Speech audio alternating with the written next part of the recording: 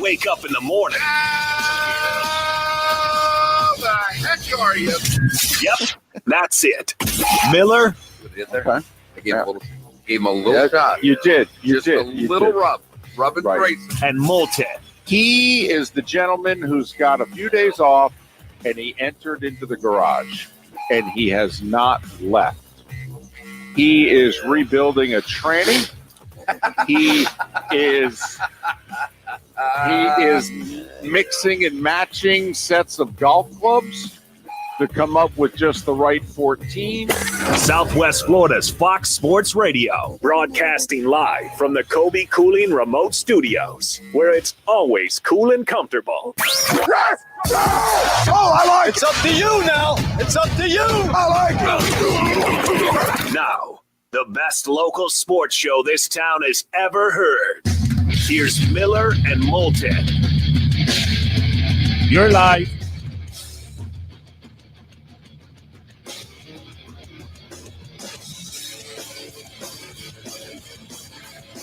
How the heck are you? Miller and Moulton on this Football Friday.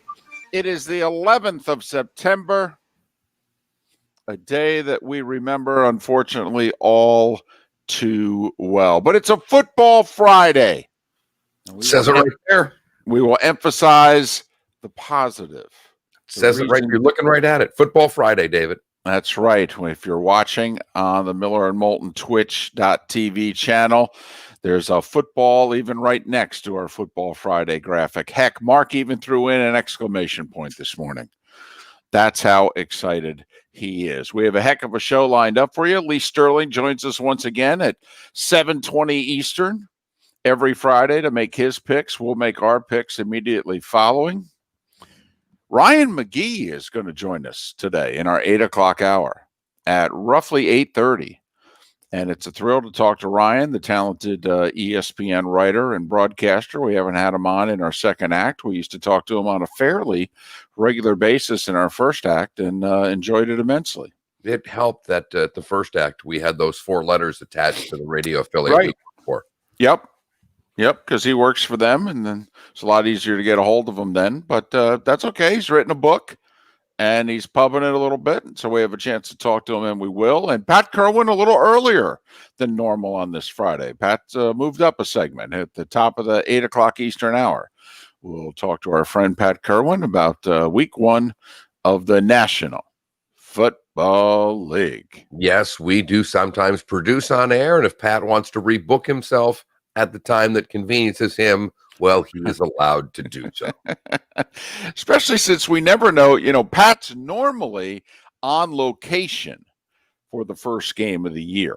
Last year he was in Chicago for week 1, and he's been in New England before, in Philadelphia. I don't think they were in Kansas City yesterday. I don't know that for a fact, but I don't think so. I don't believe so. No. I don't believe so at all. But hey, we're off and running. I'd rather just talk about games. Looking up things this morning, people are a little bothered by the pregame on all sides because there was booing during the pregame. There was. That was noticeable. And the people who boo, I guess, are some of my friends who text me and wonder why I have to watch politics. And I just laugh at all of them. Turn the sound off. You don't have to watch any of it. I'm just gonna say this to everybody right now.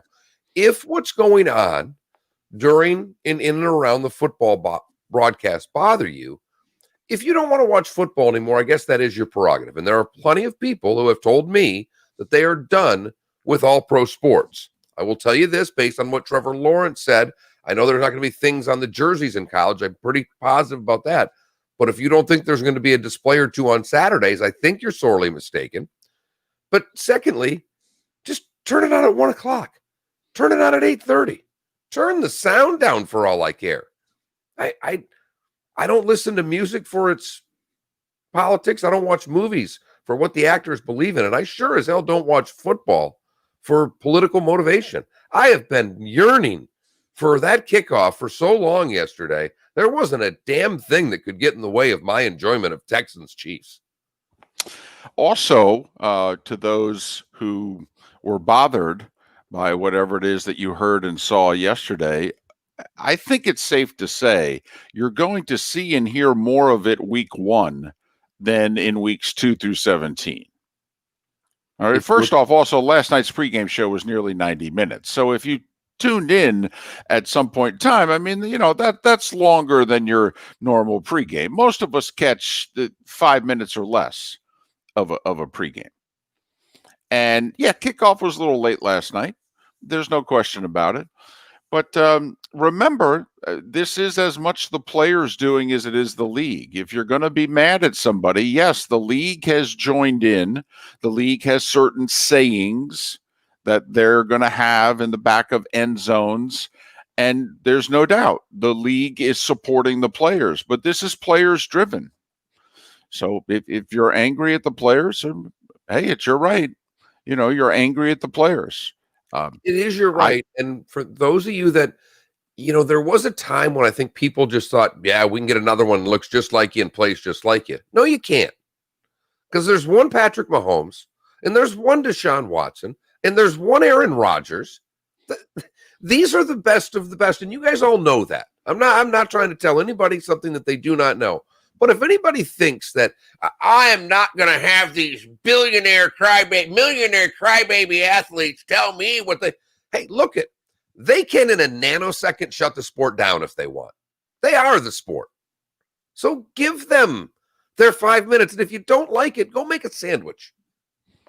And then come back in and watch them play football. If there was anything about all of the whole pregame into the postgame that I would make a comment on, if you can line up 106 men plus coaches to lock arms before the game in a sign of unity, and yet have to wear a mask for a post-game interview, when you can explain that one to me, okay? I don't care about – actually, I do care about your politics. I'm more on your side than most. A lot on your side on just about everything. There are a couple things that I would love to be able to sit down with some folks and ask some questions because I don't think I know all the information. And I have some questions, but I'm not going to get into all that. But my one observation from all of it was, you want to lock arm, you want to unify. My wife said to me, I think they would have been a lot stronger. And she's, a very suburban 45-year-old white woman who says, I think they'd be a lot better off locking arms like that during the national anthem, during the sign of unity. Yeah, you're probably right. But that little sign of unity for those 30 seconds, because she was just laughing about how long it took them to line up. It's like, why didn't they just do that for the anthem and call it a day? It would have made a lot more sense to me. Yeah, you might be right there. But they did what they did. But at the end of the game, because if you watch before, they all locked. They're all not wearing masks, obviously. The players aren't. And then after the game, Patrick Mahomes is doing an interview, a socially distanced interview, because those are the only ones we do anymore, and he puts a mask on. I'm sorry, the look's asinine. There's no way you can tell me anything different. So that of all of the things, mine's the post-game interview mask, David. That's the one that I can sit there and look at and go, really? Really? Can I show you the picture of you 4 inches away from people for 5 hours and you're going to throw a mask on to talk into a microphone? Doesn't make a lot of sense to me. That's all. I know that's for show, and I know they are begging them to do that for a lot of other reasons, but most of us who have half of a brain can look at that and go, that's just for optics, right? My understanding is the players locking arms was something that was talked about between the Chiefs and the Texans. That is, so whatever happens in the other 15 games happens. Nothing may happen. They said it was the quarterbacks that started it, David. Watson and Mahomes that really got together. And it looked more like it was Mahomes and Stills. That was the only thing I was trying to figure out, because those were the two talking and kind of coordinating how they were going to do it. It looked like those were the ones that had communicated beforehand. But because word was out at this time yesterday that the Chiefs and Texans had been talking somehow, some way, and that they were going to do something. They themselves, first game of the year, spotlight on them, they wanted to do something. And so they did. And some of you didn't, matter at all, good, bad, or indifferent. And to some, you were bothered by it. Okay. It just, please know that the expressions aren't going away this year. The back of the helmet, back of the end zone, they're going to be allowed all year. All right. If that bothers you, you're going to be bothered all year. Just to let you know, my guess is the cameras will not seek them out the way that I thought the cameras last night made sure to seek them out. But then again, it is the first game of the year, and I thought that also they were kind of educating us as to, hey, this is how the 2020 NFL season is going to be presented. Just like Major League Baseball presented what they wanted to present at the very beginning of their season, the NBA has presented their sport and their court and their optics the way that they have presented it. And so there you have it. As for the game, lost one of my side bets during the game. I was convinced, based on the number of fans were there, that every single fan would end up on camera during the game. I was convinced that they had a really good shot at giving everybody in attendance at least their 4 or 5 seconds of airtime. Anybody bothered by the sound of the game? The sound of the game, because the noise was not all from the 17,000 in attendance. They told us it was, though, that was all Nat sound. Al told us that very early on. David, are you saying that Al Michaels was lying to us about sound? Well, maybe, Mark, then maybe it's different in stadiums in which there are people, because there's only 2 stadiums week 1 in which there are going to be fans. Last night in Arrowhead and Jacksonville. Every other stadium, I believe, is empty for week 1. And in those stadiums, sound is going to be pumped into the broadcast. And my understanding is the sound is being provided by the NFL. That it's not coming from the control trucks from CBS, NBC, ABC, and Fox. That the sound is coming from the NFL. Funny, I thought it was going to come from Atlanta and Minnesota. The pioneers in indoor sound during games. That is true. That is true. So but I wondered, David, because I'm not trying to, if they pumped it in, great. If they didn't, great. But Al Michaels said very early on that we are not putting sound in. This is Nat sound. Now, there were fans there. They must have had those mics on 27. Yeah, that's possible. I mean, they must have had that sound really loud because there weren't that many people there. And there were times at which it felt like they were making noise. I will say Kyle Shanahan is the leading proponent of eliminating crowd noise. I don't know if you caught his comments that he basically thought it made him sick to his stomach. Said it was the worst thing ever. Right. And the players were all like, they ran a simulated practice with the sound, and Shanahan was beside himself. And the players were like, didn't really even notice. And he's like, well, thank goodness you didn't, because maybe it was just me, but I hated it. Yeah, Kyle sounded like old get off my lawn guy. Younger coach, I was going to say, is he 40? My goodness, but yes. Great. I thought it was great. It was his get off my lawn moment, David. There is no doubt. He sounded pretty crotchety, but the Chiefs were dominant in a game that was not as close as the final score. And I'll say this, apparently everybody, and by everybody, we mean Twitter, which of course is 2% of everybody.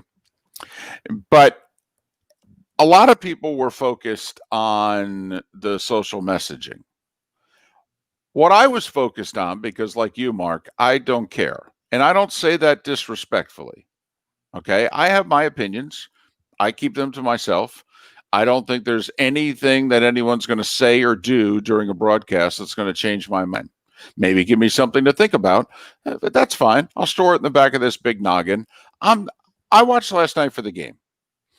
And, it's been a while since I've seen football. I was kind of excited for it. More excited than usual to see a regular season football game. I really was. But, Mark, I don't know if you had this thought at all. And I would ask anyone else, 479-5551, 239-479-5551 on the Williamson Brothers Marine and Roofing text and talk line, or chime in our twitch.tv chat room. I thought the game was very well played. That did not look like a game with no preseason, hardly a training camp, only 10 practices in which we could hit one another. I thought the game, there were the official late Texans threw a touchdown and the right tackle moved early and they missed it. And there were a couple of plays in which I thought, that's a preseason officiating mistake. There were a couple of throws Mahomes made early in which you're like, oh, well, he wasn't set there. And, that was a bad throw out into the flat. I thought there was one in the first half by Mahomes. I thought he made one throw into three guys that was supposed to be to Hill that you went, what was going on there? But I mean, other than that, even incompletions didn't look bad. The running game for both teams was pretty strong. Right.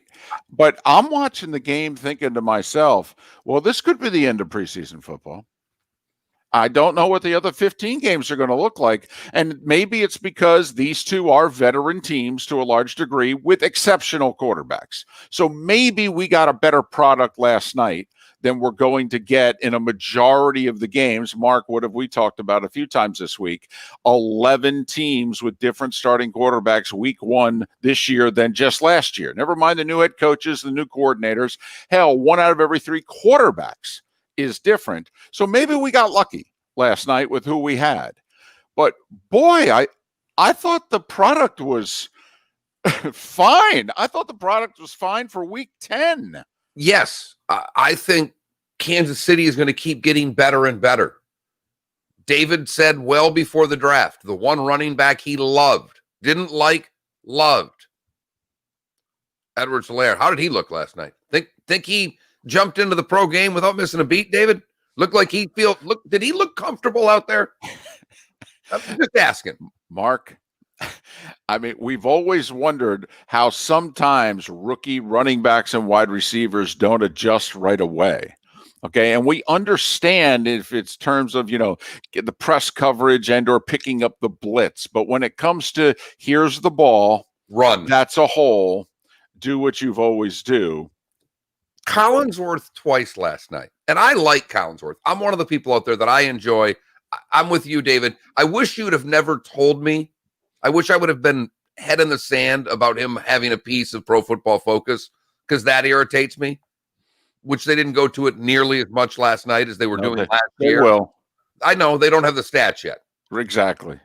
But so that was kind of nice. But I mean, the first time they put him in there, and Collinsworth chuckles. I think Michaels goes, Edwards-Helaire in the backfield, and Collinsworth as they're set and goes, oh, good, because they needed another weapon.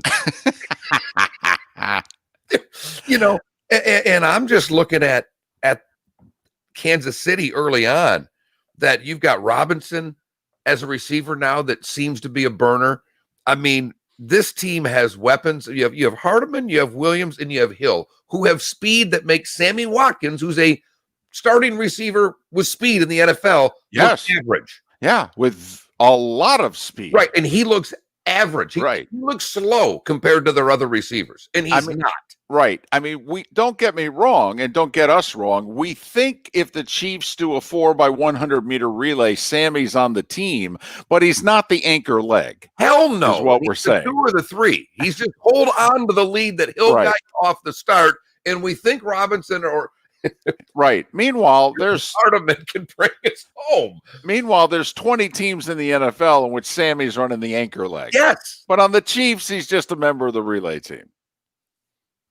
And, last night, to me, what's scary is, can I just give you Mahomes' stat line from last night? He only threw for 211 yards. Right. He was 24-32. Pretty good. Yeah, 75%. Yeah, the shoot. Yep. 3 touchdowns, no interceptions. He was sacked 1 time. Right. So their offensive line looked really good. They just handed it to Edwards-Helaire for a mere $140 last night. Right. Out of the chute. Right. They made sure to just take it easy on the rookie first game, not give him too many touches. I think he carried it 25 times. Yep. Right. Mm-hmm. Might as well. It's a running back. You got him under contract for 5 years, 4 before you really got to start paying him. Don't hold back on the touches. But Chiefs defensively look good also. The Chiefs defensively look good. I'm concerned about Houston in this aspect. They had, without Hopkins, and I think they've got, Fuller's a nice receiver. Stills is a nice receiver. There was nobody that could break away from a defensive back. There was nobody that opened things up. The first non-touchdown by Kansas City that Robinson caught, but then they ruled was not a touchdown. When you have that much speed, once Hill makes the move to the center, the safety's gone, and you've got a guy that can beat anybody on the outside. I mean, it was easy for Mahomes. There's not that same type of playmakers in Houston's wide receiver core. They're good. They're nice receivers. They don't scare a defensive back in the league. Not elite defenses. And that makes me nervous for Houston going forward. And Collinsworth made a similar comment late third quarter in which he just said, Al, I don't know what to tell you. It looks to me like they missed DeAndre Hopkins. Well, first off, 1 out of every 3 targets over the last 3 years has been to DeAndre Hopkins. 1 out of every 3. That's a very high percentage. Very. In fact, I think it was the highest percentage in the league. I mean, so that's how big of a focal point he was in the offense, and also how big it was to the quarterback. I mean, it's got to be so weird for Watson to look around and not see him. And the very simple thing, if you can have a guy, whether it's a tight end, whether it's a wide receiver, it's somebody on the team that can draw a double team. It tilts the defense. It creates, is what our friend Gary Danielson has said during his broadcast, it creates a pressure point. And everything works off of it. And right now, when you look at Houston's offense, doesn't mean that they're not dangerous, that they don't have good players. But you look at them and you go, don't know if there's anybody here we have to double. I really don't. We could play a lot of cover 2 if we want. We could play a lot of man under and safeties over the top with these guys if we really wanted to. We might be able to send a 5th guy after the quarterback. Which is what they started doing in the second half. In the first half, Deshaun Watson was getting rid of the ball quickly. He was avoiding contact. He ended up getting sacked 4 times in that game, David. And I don't believe he was sacked in the first half. Maybe once, trying to rack through my brain quickly of the game. But I didn't think he was sacked in the first half. And if he was, I believe it was once. I did make a late second quarter Culver's run for a concrete mixer. So there's a chance I could have missed a sack.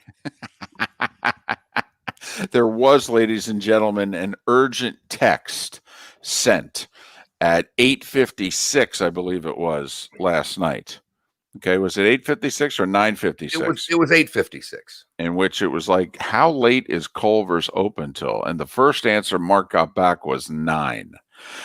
At which point the expletive started, and then there was a quick realization that the answer was actually 10. I had 2 different text groups going at that point. I sent it to both. I got 1 9 and 1 10. I had to go for verification. 10 was correct. Thank goodness, because I don't know if Mark would have made it. And Reese's peanut butter cup, in case anybody's wondering what was in the concrete mixer. What was that again? Vanilla custard with Heath bar pieces and Reese's peanut butter cup. That's my go-to. Well, nothing like talking food at 24 minutes after the hour to get people, get that stomach churning even more. As they're trying to have a healthy breakfast to end the week, and now they're thinking, heck with that. I'll just get in the car. I'll pick something up on my way in. A drive-through. Right. You know what? The line at Chick-fil-A is too long. I'll try one of those Taco Bell things. Miller's got the right idea. My wife started last night. My wife looked at me when I was going to get it, and she goes, "You're going to feel terrible in the morning." I said, "You want to bet?"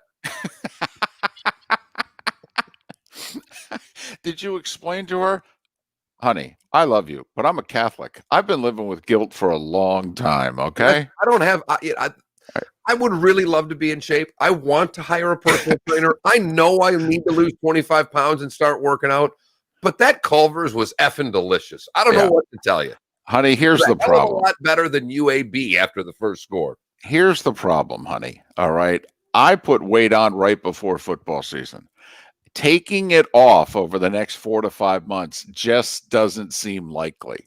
I'm just cluing you in right now. Maintenance. The best you could look for is a maintenance plan. Okay, if I could stay single digits pound-wise, in fact, I think that should be a goal for everyone. Between now and the Super Bowl, whatever your weight is now, can you only gain single-digit pounds? So you don't reach double figures, so you have to gain less than 10 pounds between now and the Super Bowl, which, remember, a lot of people, January 1st, you start working out again. A lot of you are going to lose some weight in January. So I'm even giving you the fact you're all going to lose 5-7 pounds in January. Yeah, you lose weight in the playoffs. Now you put 2-3 of it back on Super Bowl Sunday. But so I'm even giving you. So basically, you could put almost 15 pounds on during football season, almost a pound a week. And then in January, I know you're going to take some of it off. That should be your goal. You're on the maintenance plan, the Miller and Moulton maintenance plan. It's football season. All right. You talk about sellable, David. This has got a gym written it all over. The pictures of us, people write in their weights. This is actually, you're on to something here. We could start a whole new, screw the ice cream. Yep. The Miller and Moulton maintenance plan. How to maintain your weight during football season. How to only gain 8 pounds. How about that for an infomercial for 30 minutes? Okay, here's the deal. We're going to gain weight together, but we're only going to gain a little bit. For those of you that wonder what we do in our bonus Twitch hour, you just heard most of it right there. We actually have a terrific show coming up. As David mentioned, Lee Sterling, 7:20 every Friday. For those of you in the Twitch room, you will see Lee Sterling. He is joining us via video. Pat Kirwan at 8 a.m. this morning. Ryan McGee at 8:30. David and I will make our picks following Lee. Today was the day when, the good, the bad, the ugly. And when we come back, the starting five. And if he wants it, I've already got highlights. Miller and Moulton. Wow. Football Friday. Football Friday. Damn right it is. Fox Sports Radio streaming at millerandmoulton.com. And you are looking live. Twitch.tv. Receiving over. Alexa, play Fox So I've got you on TuneIn. The Edwards-Helaire run. Sorry. I have got you King speaking about his father and playing for him who died in February. And I have the Dallas OT winner. Nice job. Get Southwest Florida Sports Talk delivered to your speaker. This is easy. Just say, Alexa, hello. play Fox Sports FM. I have the Edwards-Helaire run. Okay. That's whatever order you want to go in. These are the three I have. If you want them, great. If you don't, I don't care. I have the Miami quarterback there, King, talking about his dad dying in February, and it was his first game without him, and how that was. If I don't have highlights there, because what do you get from a game where they just kept scoring? And then I've got the OT winner from Radulov. Car you're driving now, and we'll pay you. That's the way to do it. First shift, baby. Let's end this thing. You know how many hockey overtimes have ended on the first shift or have gone for a day and a half? Yep. If that doesn't go in, hits the post and goes out, they're playing till Tuesday. Where you bought your car from, or if it was already used when you bought it. If it's a 2012 or newer with less than 80,000 miles on it. What order are you going in so I know what to do? I know you're starting with Texans Chiefs, right? Yeah. Your favorite new Nissan model. Then come see us on Pine Ridge Road to get the full base MSRP for your trade-in and drive home in that brand new Nissan today. Get all the details at naplesnissan.com. Offers on select models with approved credit and cannot be combined. Across the nation, America is moving forward, finding our footing, getting back on our feet. Life continues to open up. Businesses are getting back to business, and we are too. We know you rely on the Good Feet store to be there when you need us. We're open and ready to serve you. Our personally fit arch supports are designed to help alleviate, even eliminate, foot, knee, hip, and back pain, and provide comfort, balance, and support. Last night, as I'm having this conversation with you, David, about the food, I'm also texting three guys that we started that kind of restarted that big league back as the one guy, long story. But anyhow, we're into a PDQ, Culver's, or Blizzard. Which one's the best? And the one guy's baffled that I'm telling that a Culver's blows away a Blizzard. Finally, the fourth guy, who has not said anything in 10 minutes, goes, "What in the is the matter with you guys? There is a football game going on. Can you not understand that the NFL, I mean, just Like, what does it matter with the three of you women talking about ice cream right now? So as I brought up the Culver's run, Johnny Mac's listening. He goes, Bass better not be up right now because he'd be really pissed. A radio show talking about food? Exactly. 5,000 frameless shower doors installed. No one has more experience and 5-star reviews than My Shower Door. We've been named #1 by readers of the News Press and Naples News for 17 consecutive years and have just been named as Lee County's Manufacturer of the Year. Want to see more? Go to myshowerdor.com. For professional roofing, the name you need to know is D.R. Martineau. Dan Martineau here, owner of D.R. Martineau Roofing of Southwest Florida. We're still finding a lot of roofs with hurricane and windstorm damage. Call us today for a free inspection. Google DRM Roofing or call 239-332-1441. License number CCC 1326954. For professional roofing, the name you need to know is D.R. Martineau. Pool need a checkup? Call the doctor, the Pool Doctor. Hi, Dr. Mark here. Your old pool pump is an energy hog and likely your second greatest user of electricity. We'll install a new Pentair energy-efficient pump, saving you over $500 a year. We're a family company, and for over 40 years, we've been doing business right. The prescription is the Pool Doctor for award-winning pool service, repairs, and unheard of $39 diagnostic calls. That's mypooldoctor.com or 239-574-1133. State certified CPC 057088. Here we go. Now back to Miller and Moulton. This is Miller and Moulton. You're live.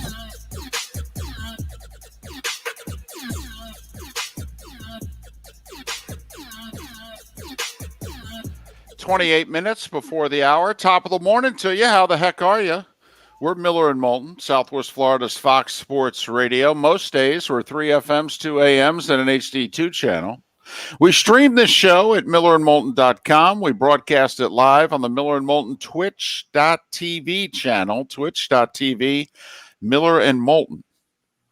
Sign up for it. You can subscribe as well. Gets rid of the commercials, makes it even more interactive. We would appreciate either way. And we simulcast this show now on another Twitch TV channel, the Landry Football Network. We even give you a bonus Twitch hour, 9 to 10 a.m. Eastern, every day. Yesterday, we made our picks for the season. We'll review them coming up in a little bit. The 7 teams that are making the playoffs in each conference, and Mark and I picked our respective Super Bowls and Super Bowl champions. And I will say a lot more agreement than normal between the two of us, and neither one of us discussed anything with each other. In fact, I yelled at David at the end. I got pissed because we both made one reach, if you will, for a team, and it's the same damn team. And I just was shocked. I had my NFC wild card. I'm like, I've got one that he's not going to have. He's going to go, oh, look at that. And I'll be damned. The SOB had the same team in there. With even more of a reach with that team. So we'll recap that coming up in a bit. But right now, it's time for the starting 5 big stories that you need to know. This is Miller and Moulton Starting 5. Fox Sports Radio and FoxSportsFM.com. Chiefs beat the Texans 34-20 in a game that was not as close as the final score. The pride of South Fort Myers High, Sammy Watkins, had a nice debut to the 2020 season. 7 catches, 82 yards, and a touchdown. But really the star of the show is that rookie running back out of LSU. Picking up the first down. Very good offensive line. 2nd down and 3. Big hole. Edwards-Helaire will take it to the end zone. Goal up. Clyde Edwards-Helaire, 25 carries, 138 yards, and a touchdown. That's right. The Chiefs have a solid running game now to go behind what is considered an above-average passing game. 34-20, Kansas City. They are 1-0. Remember, the Texans were the only team to lose week 1 last year and make the playoffs. The Miami Hurricanes ran the ball right down UAB's throat last night, 31-14. So the Canes win and they cover. Miami rushed for 337 yards and 3 touchdowns. It was the debut as the starting quarterback for Derek King. He had a very workmanlike effort throwing the ball and running the ball and leading the team. But afterwards, he talked about how much this game meant to him. Yeah, honestly, I had a lot on my mind tonight. Just my first game in my whole entire life without my dad. He passed in February, so that was on my mind. But I was trying to go out there and just play for him. I couldn't stop thinking about it the whole night.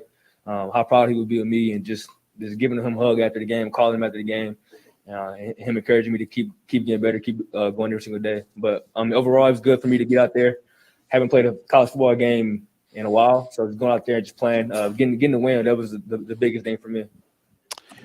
Canes now get into conference play in 9 days. Ohio State head coach Ryan Day publicly questioning what is going on with the Big Ten, and he is urging the presidents to reconsider where they are and to resume the season. Fox's Clay Travis reporting that the presidents are going to meet next week and likely vote. So I had heard a vote Sunday, a vote next week. Hey, we'll see. Dude. I'm not over it, but I don't know if anybody has anything accurate, because if you go start looking for when meetings and votes are, you can get a lot of different things out there right now. I mean, this is really, let's throw it against the wall and see if it sticks from a reporting standpoint. And also, you have a lot of coaches and athletic directors who are using the sports media to get all of this out there, hoping to put pressure on the presidents to vote, almost as if they wish it to happen, it will. And I don't think it'll work that way. I mean, I actually think these presidents are smart enough to see exactly what's happening in front of them. And I actually think they're so defiant that I could see a lot of them digging their heels in even deeper because of the way the process is going. NBA, the Lakers, remember when they lost game 1 to Houston? And LeBron James said, it's okay. Now we have an understanding of their speed. Well, they've won 3 straight against the Rockets since. They were up 16 at the half last night, 110-100. The Lakers a winner, 6 in double figures for LA, led by, well, Mr. Davis with 29 points and 12 rebounds. Tonight, Game 7, Celtics and Raptors. This series really will end. It has been terrific. And come on, Raptors, I need you. I really need you. I made a lot of future bets. They didn't do really well. I am hanging my hat on a Raptors Eastern Conference title, and I need 5 more wins. 5. I'm picking the Celtics for tonight. That's the late game, though. That's the late game. The early game, Clippers and Nuggets, LA tries to advance to the conference finals.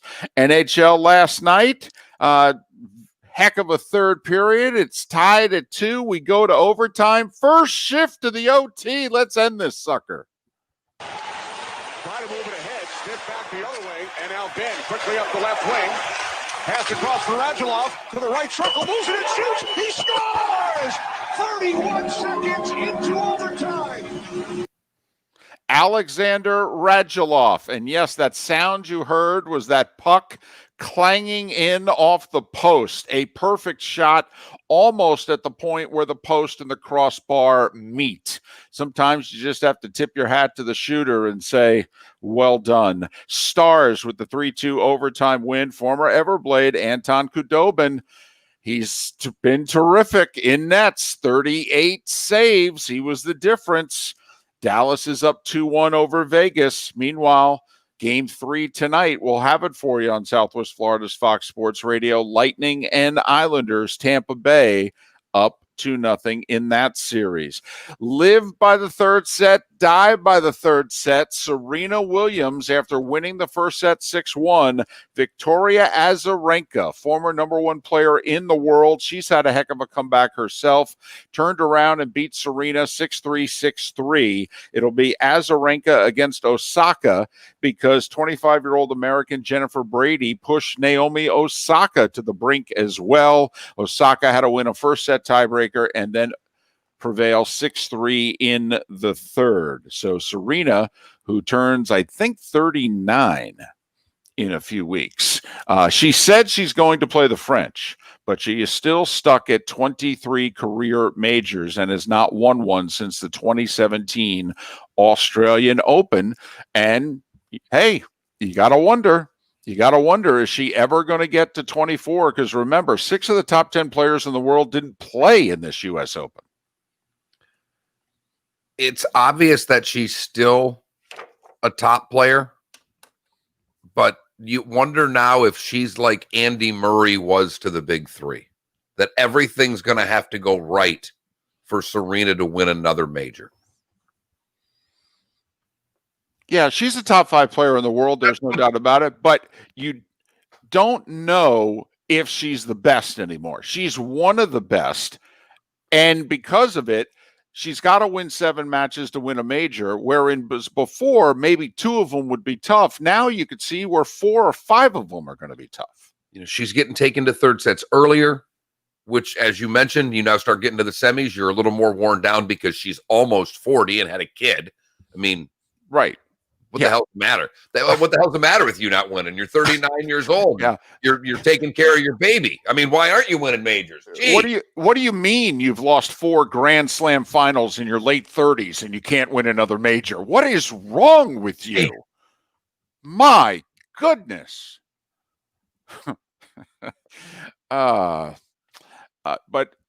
I'm throwing, and I know I've thrown this out there before, but Mark, I really feel 2021 could be the year where we need to watch the Williams sisters and Federer closely, because I'm not sure we're going to see a whole heck of a lot afterwards. I don't know how much we see of Venus at all. I'm not saying she's retiring, but I could see her showing up very sporadically, maybe trying to get herself and make one more run through the majors as a swan song, not necessarily to win it. Play doubles with her sister, see if they could make a run, so that she could, with crowds, get the ovation she deserves walking off these courts as one of the greatest female tennis players ever and a great ambassador for the game. And it just, to me, stunk her losing the first round of the U.S. Open on a double fault. And you're watching her walk off that court going, is this it? Is this how Venus's career is going to end? And that just would suck if it did. I think Venus can make a run at Wimbledon still. Her game on grass is phenomenal. And I could see where next year Venus struggles. I mean, she is, after all, in her 40s. Okay, but I could actually see her, Mark, have a little bit of a run at Wimbledon. Her game still holds up pretty well there. But yes, as Heckle Hyde pointed out in the Twitch chat room, quoting me from 2016, I'm not sure how much of them we're going to see from now on. It's true. I think Federer's only won like 3 slams since I said that. Heckle Hyde did just point out in the Twitch chat room, Moulton, I am not sure how much of them we're going to see from now on. 2016. That is just great. And you know what, Heckle Hyde, it might have been even earlier. Might be longer. Might have been earlier. Because we've nearly been with these guys since 2016. And I recall you saying this in Act 1. I wrote a column. I was with the Naples Daily News, not even the News Press. I was with the Naples Daily News, in which the Williams sisters met for a Grand Slam final. And I said, hey, pay close attention. I don't know how many more times they'll meet in the finals. Now, I was right about that. I don't know if they've met in a Grand Slam final more than one other time since. But yeah. So great. Because at the time, I think Venus was in her mid-30s and Serena was in her early 30s. I didn't think you were off then, for the record. I'm not really doing it to knock you. I'm sticking by you with this one. I thought you were right then. I think you're right. I mean, Djokovic's 33. It wasn't that long ago. That was considered really old in tennis. Now he's the young guy of the big 3. Well, as we've been going through, today was the day when, McEnroe won his first Open in 79. And that's his first Grand Slam. Right. He didn't win another one after 84. Correct. Right. He had a 5-year window where he won all his majors. And we consider him to be one of the greats of all time. And it's why I think you and I have always said, I know you may not like tennis, folks, but what Federer and Nadal and Djokovic are doing, we'll never see again in this lifetime. No. Combined, the 3 of them have won like 55 majors. Well, with Djokovic getting DQ'd, this is the first major in 12 years in which none of the big 3 made it to the quarterfinals. And that, Mark, at 15 minutes before the hour, is The starting five. 5 big stories that you need to know. This is Miller and Moulton starting five. Fox Sports Radio and FoxSportsFM.com. And you're right. I didn't talk about the Safeway Open. I'm sorry. I'm taking a week off from golf. All right. I need a week before the U.S. Open. I paid close attention. PGA, the 3 darn playoff tournaments. I just need a break. Besides, there's like raging fires all around that tournament. I don't even know how they're playing. George McNeil shot even par. He's tied for 99th. That's all I got for you, David. Gotcha. Russell Knox, your leader, shot 9 under. Mickelson was 1 under. Spieth was 1 over. I know that. Jordan Spieth's a mess right now. Jordan Spieth is a mess. I think the distance in the game has messed him up. You said a long time ago when it comes to Spieth that you thought he was Justin Leonard. I did. That he had it going. And Spieth's such a good putter from distance that it would never surprise me at a Masters if Spieth contends because he's such a damn good putter. But he's never been a good driver of the ball. And now you would consider him very loose, and he doesn't hit it long. When you can't find fairways and your distance is lower 50%, that's a bad combination. Justin Leonard had like a 1.5, 2-year period of time where he won his major, he finished second in a couple of others, and then there you have it. Spieth, if you look, he could still regain his form and all that. But if you look really closely, Spieth had about a 3-year window, 2015 through 2017. That's where he won his majors. And that's when he was the number 1 player in the world. And this is now 3 years of Jordan Spieth scuffling. I mean, make no bones about it. He's scuffling in a big way. And even when he finds his game, he loses it on the weekends. Can't play the weekends worth a darn right now. So he's scuffling. Rory hasn't won a tournament of consequence in 6 years. I mean, it is interesting. Golf's in a great place. And yet some of the really big names from 5 years ago, the future of the sport was on the back of McIlroy and Spieth. And right now they're not McIlroy as much, but Spieth's an afterthought. Yes. If you want to know one guy who has no shot at the U.S. Open, it's Jordan Spieth. Yeah. He has a better shot of missing the cut than he does finishing in the top 20. Miller and Moulton. We'll recap yesterday's poll question. We'll have a poll question for today and or the weekend. In our 7 o'clock hour, Lee Sterling will join us 30 minutes from now. He'll give us his picks for the first time this year. We'll make ours as well. We'll also recap our bonus Twitch hour from yesterday in which we made our picks on the NFL season. Miller and Moulton, Southwest Florida's Fox Sports Radio. Welcome to the program. This is the Dan Patrick Show. Chuck, at halftime of the Rockets and the Thunder, said James Harden one-on-one is the best offensive player he's ever seen.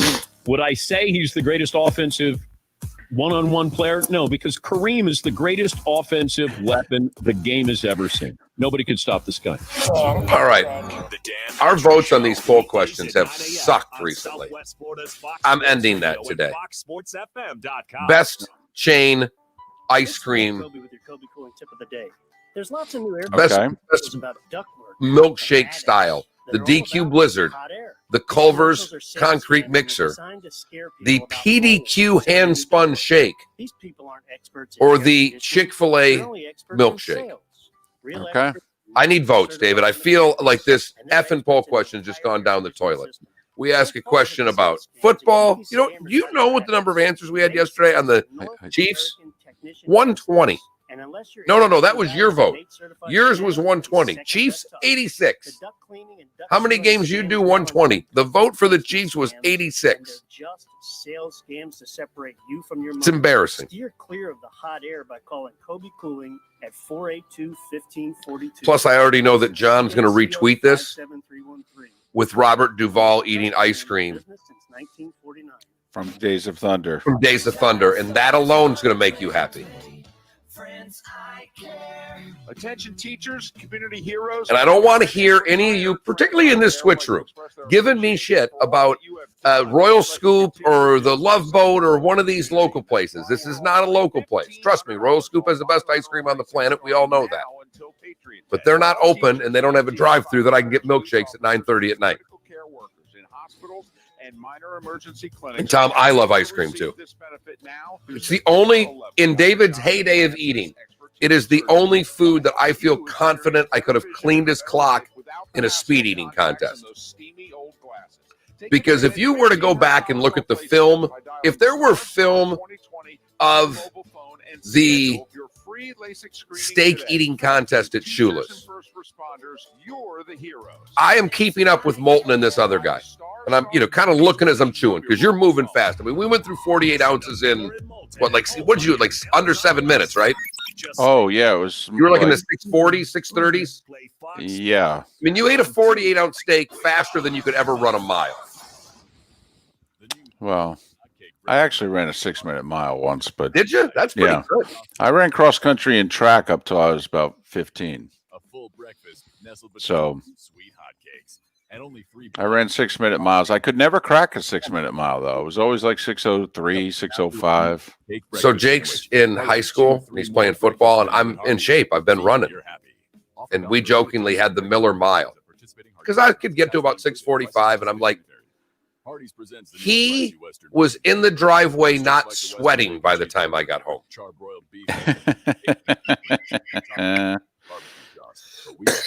Spicy jalapenos and melty pepper jack cheese. We took a burger that was already delicious and spiced it up. Why are we using this whip crack to explain it? Because jalapenos sound like this.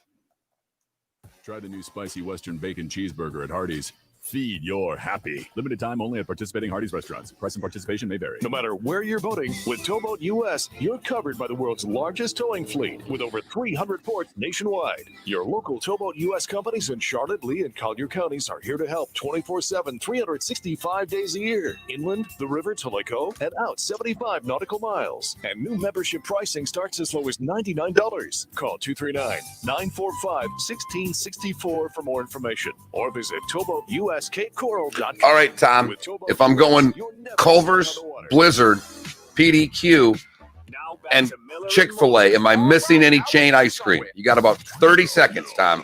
This is Miller and Moulton. You're live. Wait for it.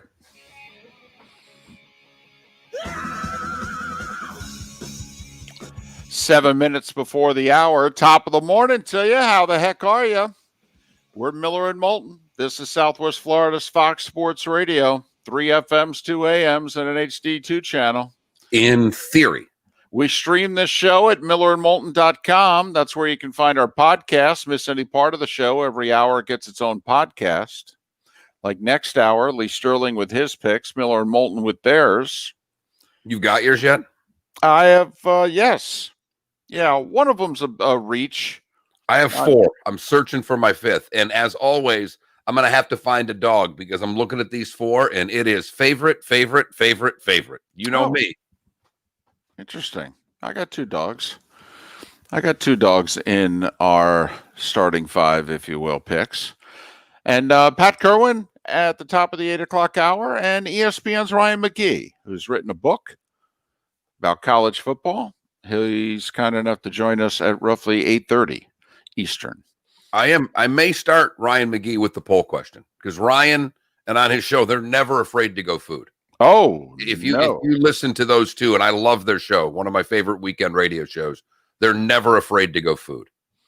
It's kind of that football, Southern food racing type of show. I would argue it's the best weekend radio show in the country, Marty and McGee. And I wouldn't argue with you on. I mean, I think it's the best. Put it up against. But I have been extremely disappointed in my choosing of our poll questions.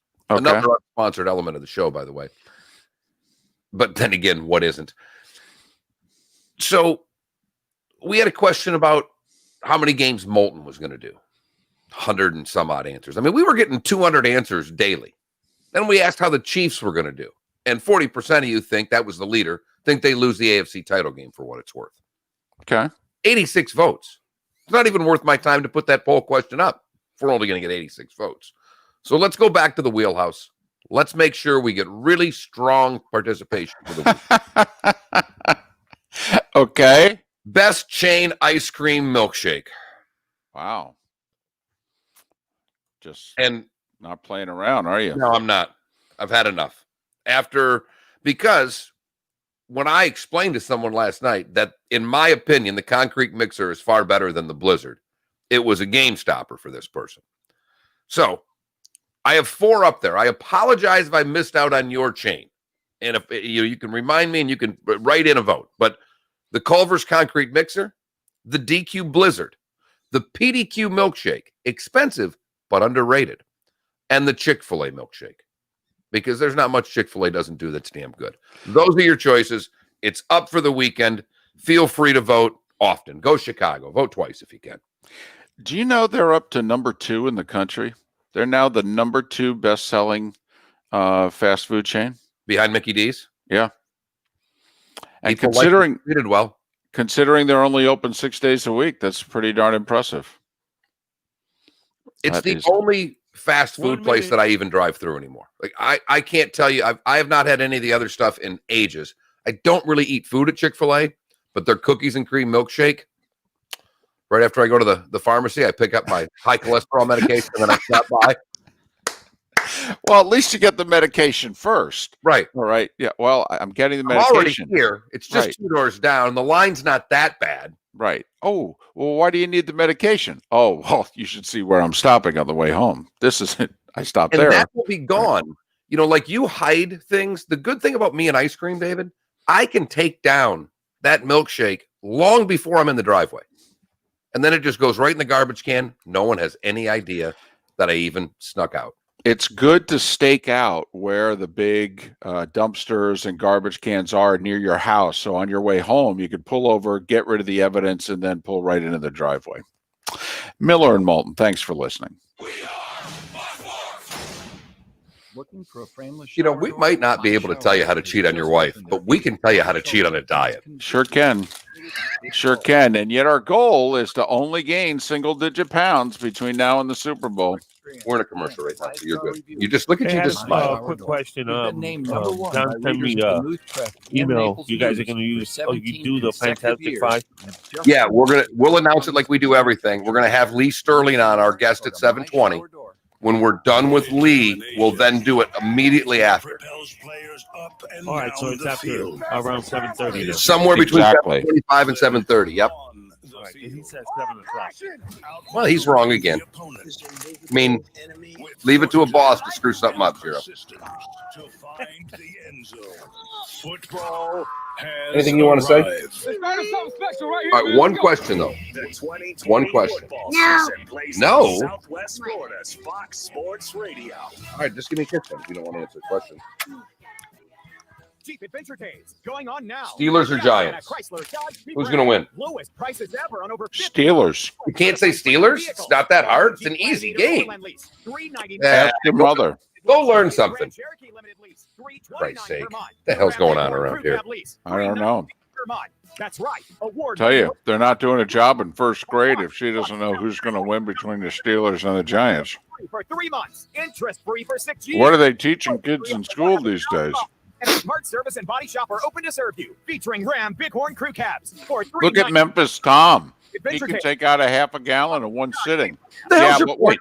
What the hell is your point? But Like, I Tom, can't. Tom, we're not talking about bringing it home, sitting in your lap. We're talking about on your way, you go, you pick it up, how much you can get down before you pull in the driveway. Put it this way, I could get 2 pints at a store less than a mile away and have one gone before I'm in the driveway. I mean, that's what we're talking about. Right. That's making it to the show. I was cleaning the freezer out, trying to reorganize it yesterday, found a Reese's in the bottom. You want to talk about a pot of gold. Holy cow.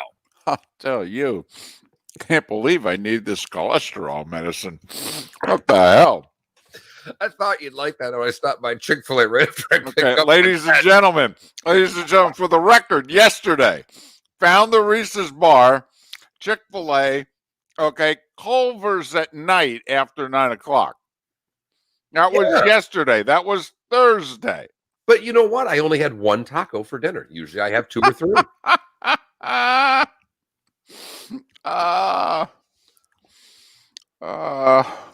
Right.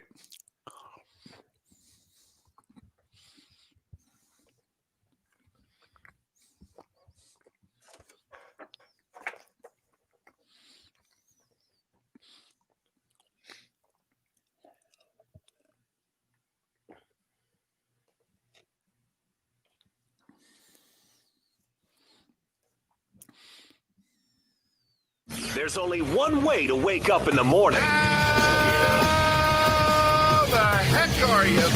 Yep, that's it. Miller. Okay. I gave him a little shot. You did. You Just did. a little rub and brace. And Moulton. He is the gentleman who's got a few days off, and he entered into the garage, and he has not left. He is rebuilding a tranny. He is mixing and matching sets of golf clubs to come up with just the right 14. Southwest Florida's Fox Sports Radio, broadcasting live from the Kobe Cooling Remote Studios, where it's always cool and comfortable. Oh, I like it. It's up to you now. It's up to you. I like it. Now, the best local sports show this town has ever heard. Here's Miller and Moulton. You're live.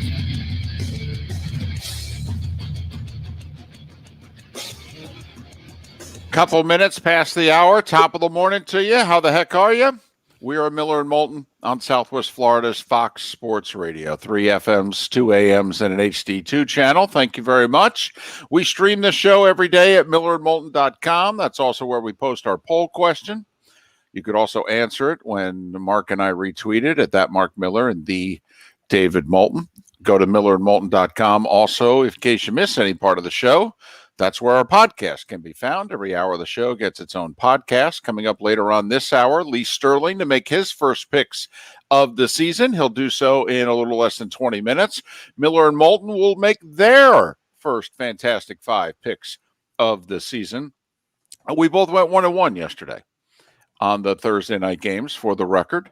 I had the Chiefs covering, and Mark had the Canes covering. Chickened out, didn't have enough guts. With Pat on Tuesday, I took the Chiefs. I Romneyed it. I just thought it was too many points. Felt pretty good when Houston came down and scored and made it 7 spit, and you're up 16.5-0 early on.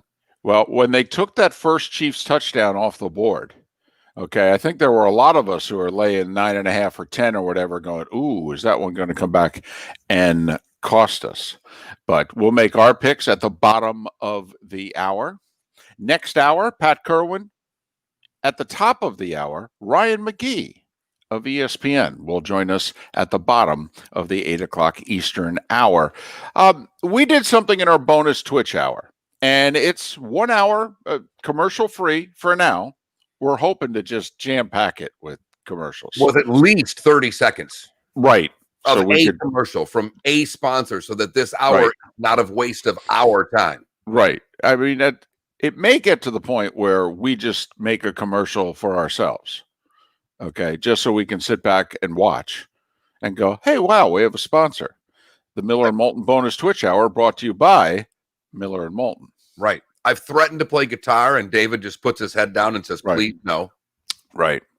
So, but yesterday during our bonus Twitch hour, we made our picks for the NFL season, complete with records and everything. And, for what it's worth, and everything. Yes, the country and Western. And we started in the AFC East, and I took the leap. I did. I took the leap. Bills Mafia, I am going to hold all of you personally accountable.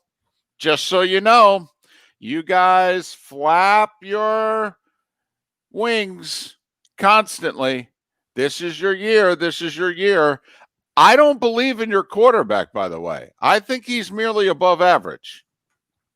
I would still take Darnold over Josh Allen. I would. Okay. Even though he's not more than above average right now either.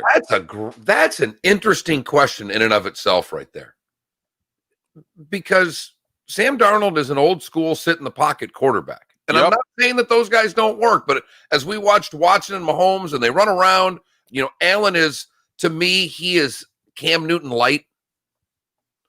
That's the guy I most compare Josh Allen to. He's big. He can run. He's not very accurate. I think he's Cam Newton light. Like, I don't think he's nearly as good, and he has the same flaws that Cam has. Inaccuracy. But I am riding the Bills train to win the AFC East, ladies and gentlemen. And Mark Miller said, yeah, in Bill I trust. Damn right. I'm taking the Patriots and Cam Newton. All of their fans can go pound sand, but I love that coach. We both have the Dolphins finishing third, and we both have the Jets finishing fourth. Mark says the Jets contend to be on the clock. That they won't quite get there, but they contend. Yeah, I have the Jets with the third overall pick. Right, with a 4-12 record. To the AFC South we went, where we differ once again. We both have these two teams making the playoffs. I have Tennessee first, Indianapolis second. Mark flipped it. I actually have them tied record-wise, and Indianapolis wins the tiebreaker for what it's worth. I think they're 10-6 teams. Mark went so far as to say, you know what? I think the AFC South is going to get 3 playoff teams. So while I have the Texans going 8-8, missing the playoffs, Mark has Houston being the 7 seed, essentially. Sneaking in as the third wild card, if you will, and making the playoffs. So Mark goes with 3 teams from the South. I have the Titans finally getting over the 9-7 hump and winning the division. Mark going with the Colts. AFC North, we both go Ravens in first, Steelers in second, both of them making the playoffs. Mark is the Browns finishing at 8-8. This is where I took my little leap. I have 3 teams from the AFC North making the playoffs. Ladies and gentlemen, the Cleveland Browns on the final week of the regular season will be hosting the Pittsburgh Steelers. A win and they're in. It could be the Sunday night football game with Al and Chris. And Baker and Odell and company get it done. And the Browns Mafia thinks they've won a Super Bowl. They party so hard to be the 9-7 7 seed. And for the record, I have the Bills missing the playoffs at 8-8. Mainly because I wanted to honk off Bills Mafia. I have 3 8-8 teams. Right. I have Cleveland, Buffalo, and Houston, all finishing at 8-8. And it boiled down to which fan bases are going to get most annoyed with me not picking them. Right. Since I only know one Houston Texans fan. Rob Rodriguez, Fort Myers Beach legend. Great guy. Hello. He is a super person, works at Hope Hospice. It's actually a really good dude. I picked his team because I have a friend who's a Bills fan, and when she finds this out, she'll just get angry and swear at me, and that will make me laugh. And come on, it's Cleveland. They're a dented refrigerator. For the record, we both have the Bengals in last. Mark has them 4-12. I have them 5-11. We both picked the Chiefs to win the West. No surprise there.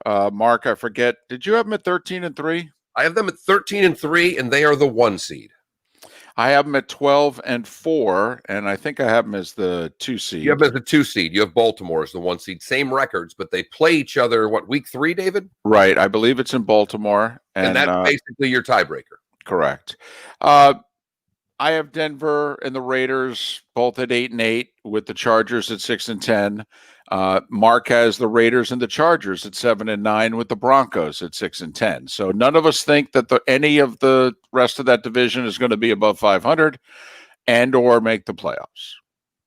So those are our AFC picks. For the record, Mark has Kansas City emerging from the AFC.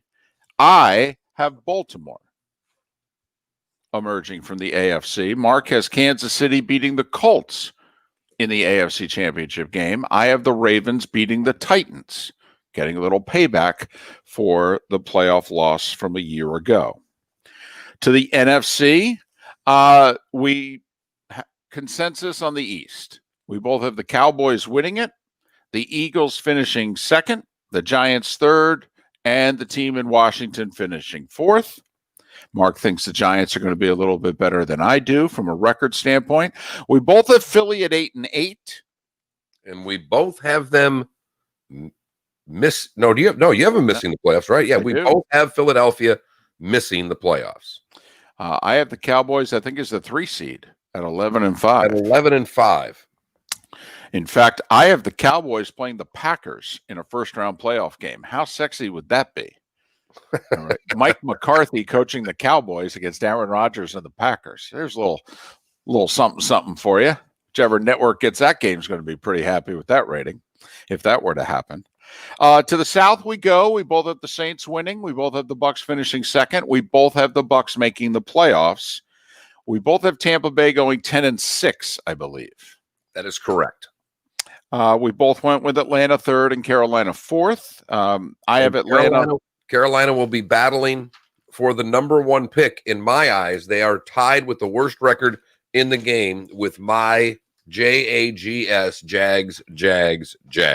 Same here. I think it's between Jacksonville and Carolina for the Trevor Lawrence sweepstakes. So we both have 2 teams coming out of the South to make the playoffs. To the North we go.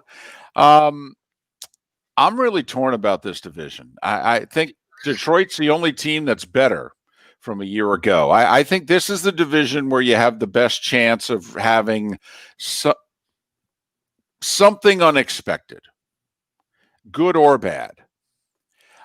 Mark went with Green Bay winning the division comfortably.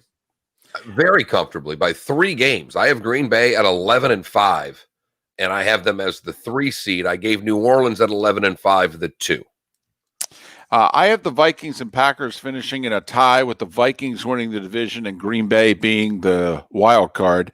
I have the Lions third at 8-8, and I have everybody getting fired in Chicago when they finish below 500. My North is a bunch of scribble marks.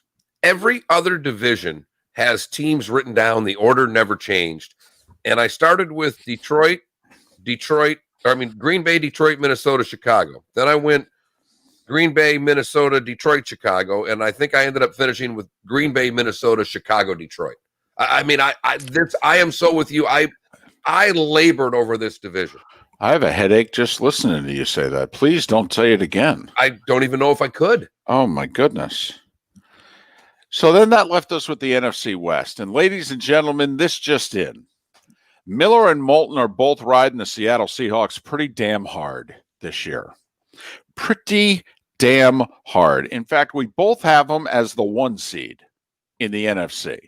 So obviously we both have them winning their division. Mark thinks they go 13-3. I think they go 12-4. All right. This is where it gets interesting. We both have the Arizona Cardinals going 9-7, and we both have them making the playoffs. I have them being only the 2nd playoff team from the West. The Niners missed the playoffs at 8-8. All the injuries, the Super Bowl hangover, et cetera, et cetera. We both have the Rams finishing 4th. But Mark Miller has the Niners winning 10 games and making the playoffs. And Mark says the Arizona Cardinals are the 9-7 seed that sneak in. So Mark Miller goes with 3 playoff teams from the NFC West. So AFC South, NFC West is where Mark picks the 3 playoff teams to come from. I go with just 1 division with 3 playoff teams, that being the AFC North. So we're both riding Seattle hard, and we're both picking Arizona to make the playoffs. And I have Seattle beating Tom Brady and the Tampa Bay Buccaneers to go on to the Super Bowl, where they will beat the Kansas City Chiefs. And Russell Wilson will be your Super Bowl MVP, hoisting the Lombardi Trophy. And I have Seattle beating Drew Brees and ending his career in the NFC Championship game.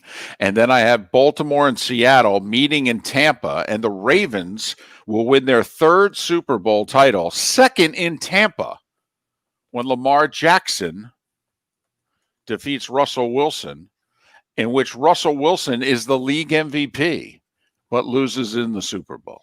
Yeah, I wouldn't be surprised to see Russell have a clean sweep. League MVP, Super Bowl MVP, Super Bowl trophy. So those were our picks. Those are picks surely to go wrong. Oh, totally. But we wrote them down. We have them. We're gonna own up to them. We both have them. David has the blue card at his house. I have the notebook here. Yep.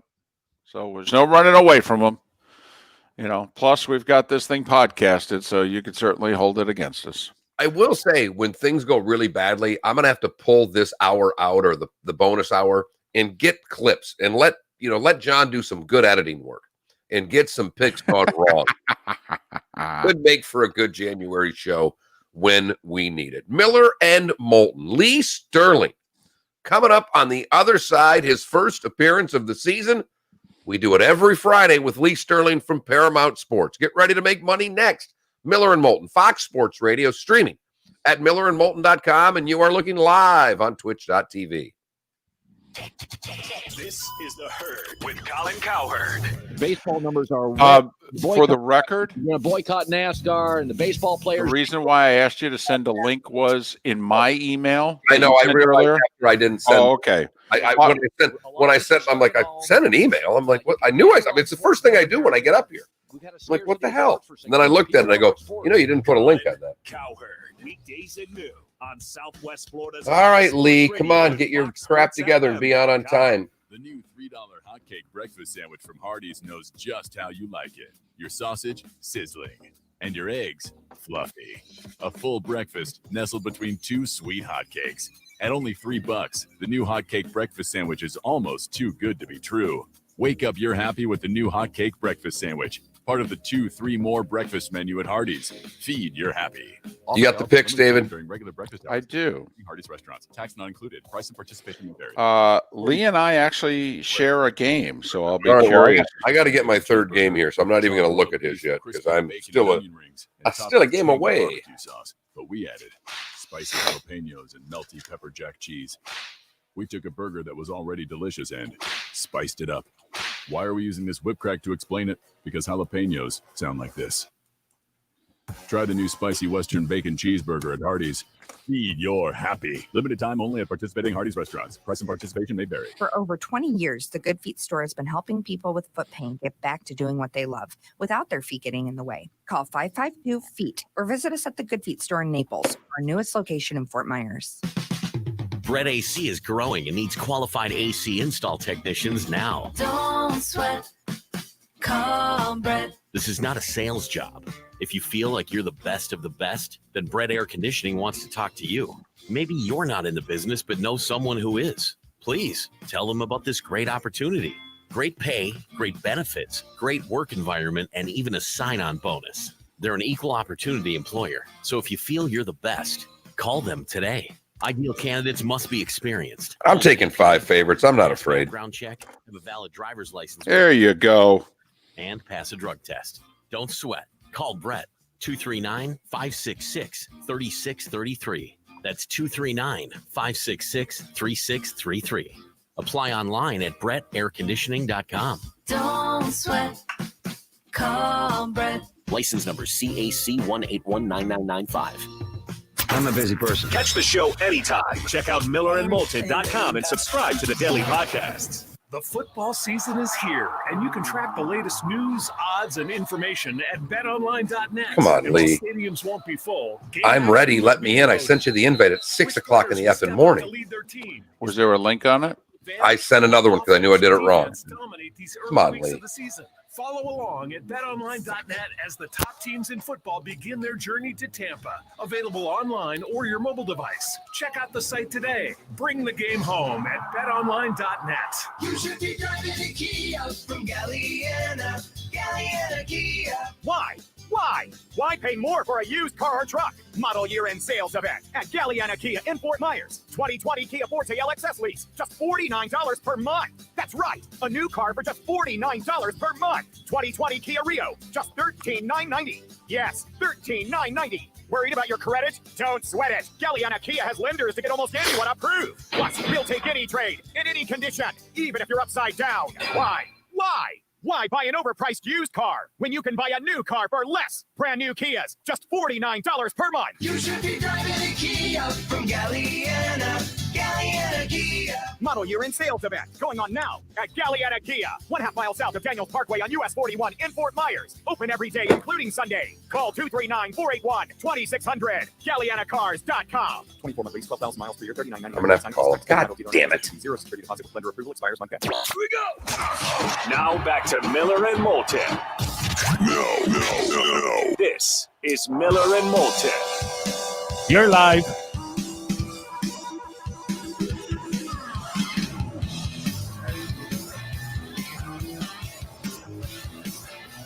Minutes past the hour, top of the morning to you. Miller and Moulton, Southwest Florida's Fox Sports Radio on a football Friday on this 11th day of September.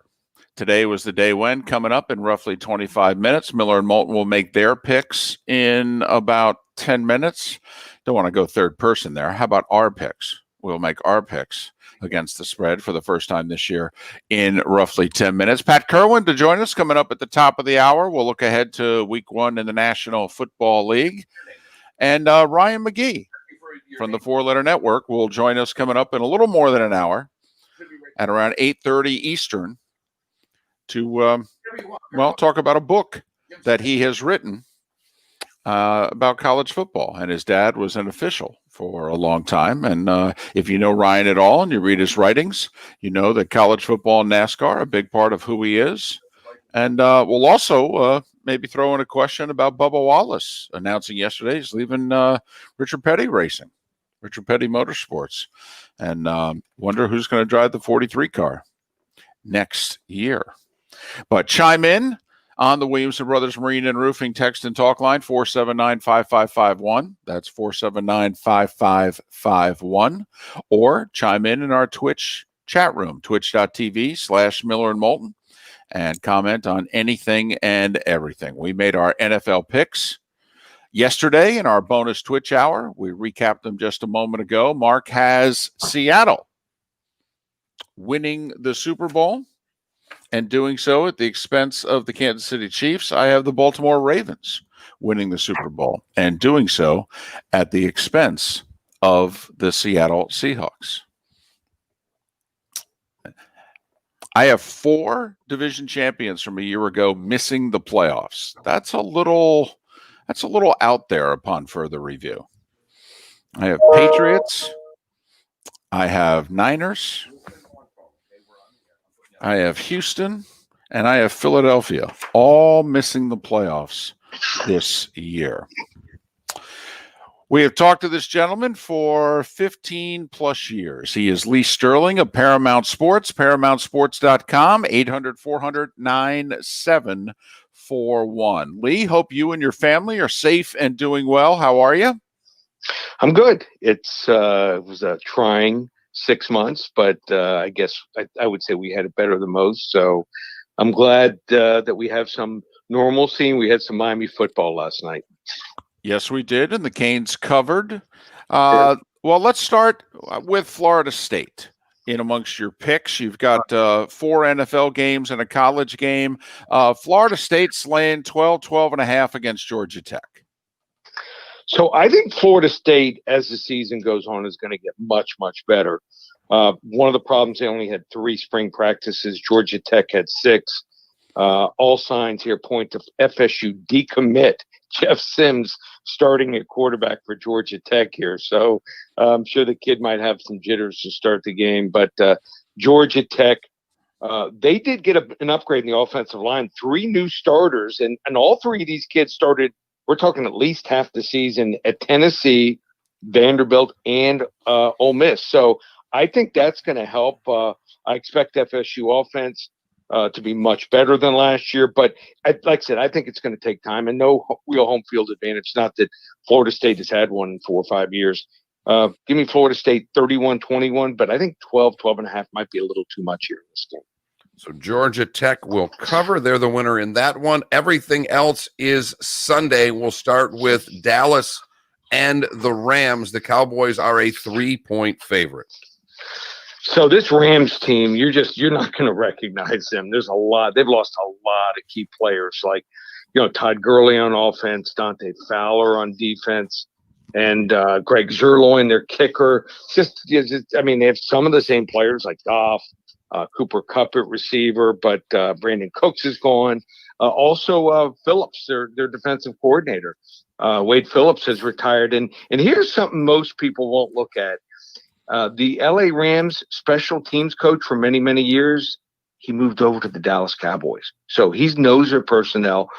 Don't be surprised they try a certain return that can work against a weakness there, or he tries a trick play here. I think Dallas's offense is going to be really good, but they're going to have to outscore people.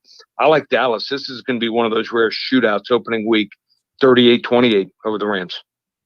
You know, it was funny, David. We've had Wade Phillips on the show a few times, and Wade always says, you hire me, I take you to the playoffs. Wade tweeted out something the other day just to the effect of letting people know, anybody needs me, I'm still right here, ready to go. He sent a tweet out that said, if you want to know who I'm rooting for the offense, so that this way somebody will call me. Colts and the Jags. I have an interest in this game because it's on my picks of the week. Home dog, Jacksonville getting 8. So, I mean, you look at the roster, and this is almost, not quite, but it's almost a Miami Dolphins rebuild. I mean, I don't, if they're not tanking, I can't figure it out here. But the Colts, also new quarterback, Phillip Rivers. I love their offensive line, but they're traveling into heat, and it's going to be hot. The Jags have defeated the Colts by a combined 74-30 score here. The last 3 home games. Rivers going to have to learn a lot of new personnel. Didn't have the graces of playing in the preseason, so I think it might take a little time for him also. But still, for Jacksonville, they have Josh Allen, defensive line, one of the best pass rushers in the NFL. And how about this? Indianapolis has not won a season opener since 2013. They've dropped 6 in a row. The last time Indy won a road opener was 2006.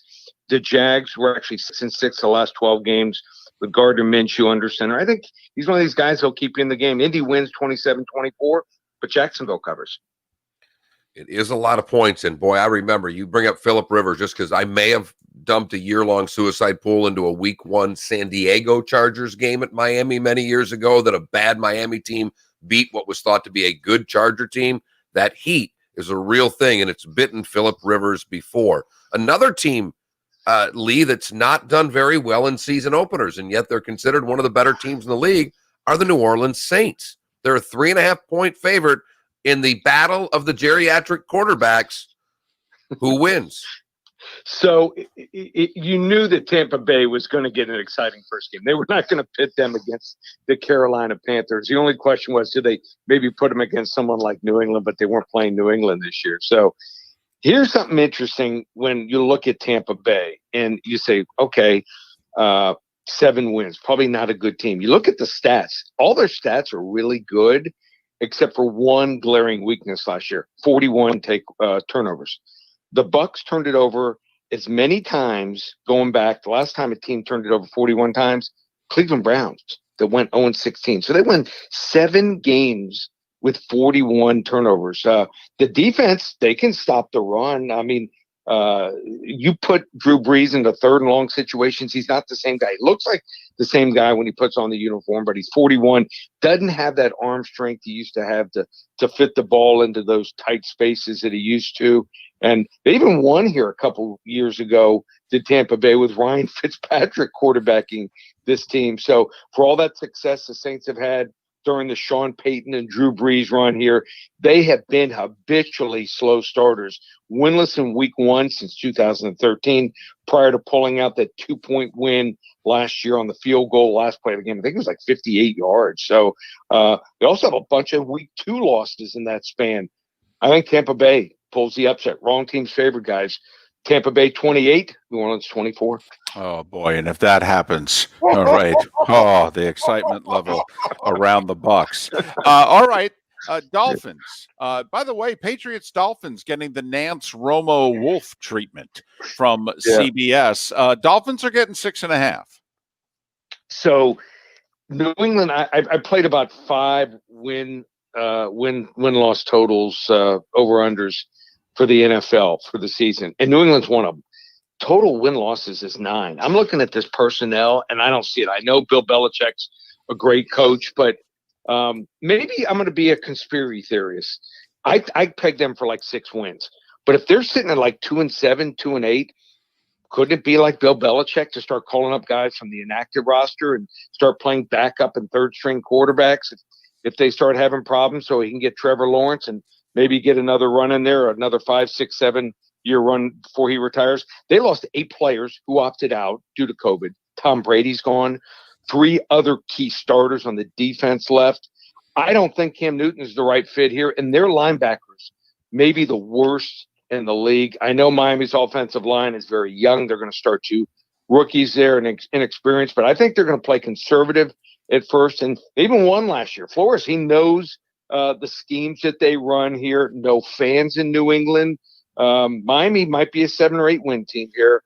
Miami pulls the upset 20-16 over the Patriots. Whoa, look at that. Yep. Look at that. I'll tell you what, Lee, I just want your last 2 picks to be right for our Monday show. We'll play the Dolphins fight song. David will sing. I mean, it'll be bliss around here if that happens. Fantastic. My goodness. All right. Game of the week, one of the 2 Monday nighters. Steelers-Giants. Pittsburgh's got to lay a fairly big number in the 6.5 range. Yeah, we're going to find out if Ben Roethlisberger still has it. Also get to see Danny Dimes. Doesn't have to worry about Eli looking over his shoulder. So new era there. Should be a fun game. You want to get Pittsburgh and the Giants? Just call 800-400-9741. We'll give you that game for free. 800-400-9741. And here's a great way to get involved. It doesn't cost anything with my company. Go to ParamountSports.com. On the homepage where it says free pick sign up, just put in your email address. Every Friday night, we will email your free game. Last year, 14-5 on the freebies. So that's a nice, easy way to get involved. We've already started the season 4-1, won both games last night, 2-1 last weekend.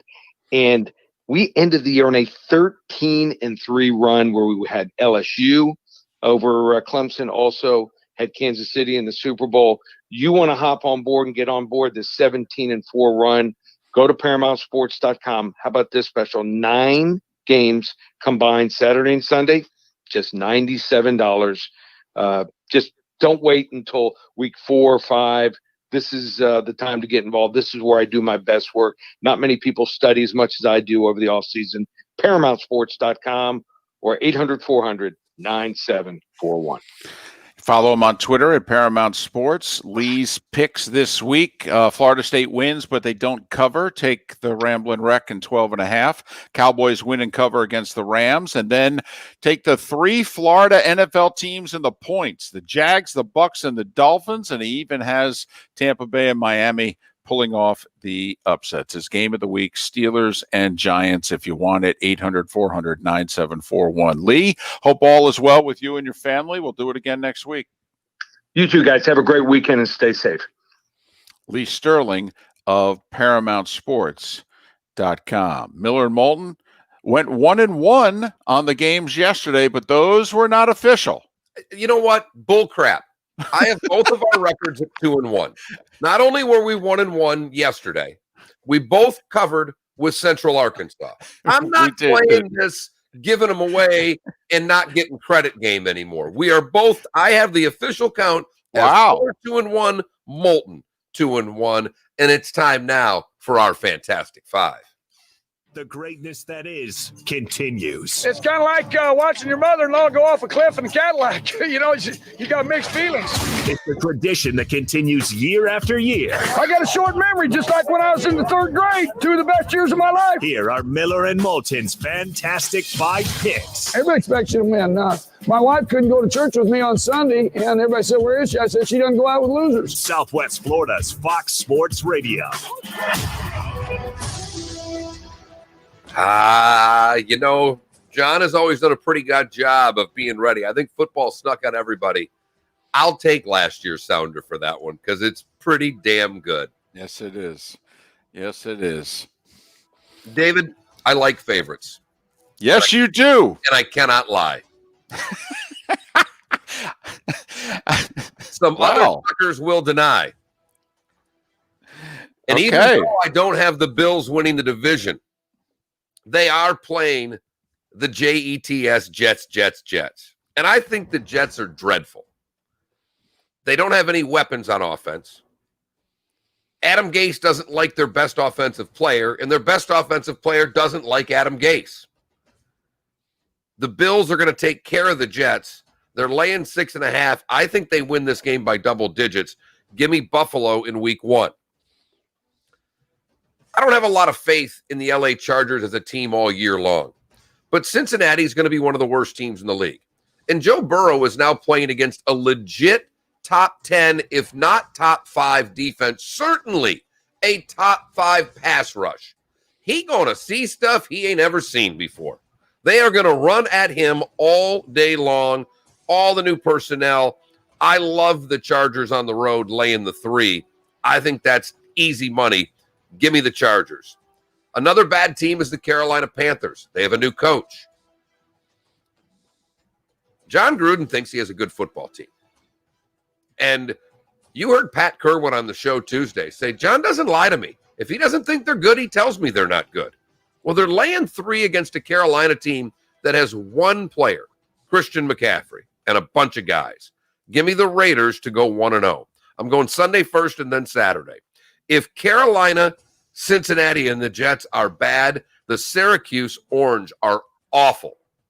Mac Brown's laying 23.5.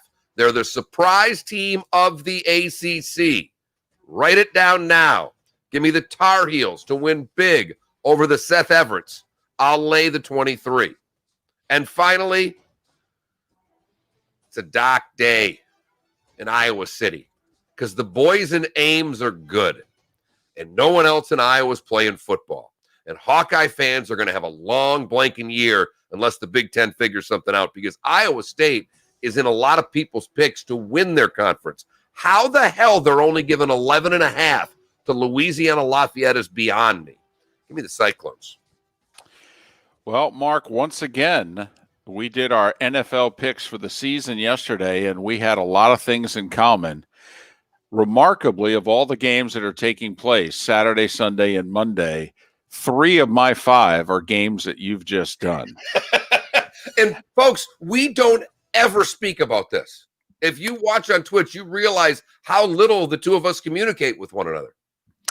And we're in agreement on all 3.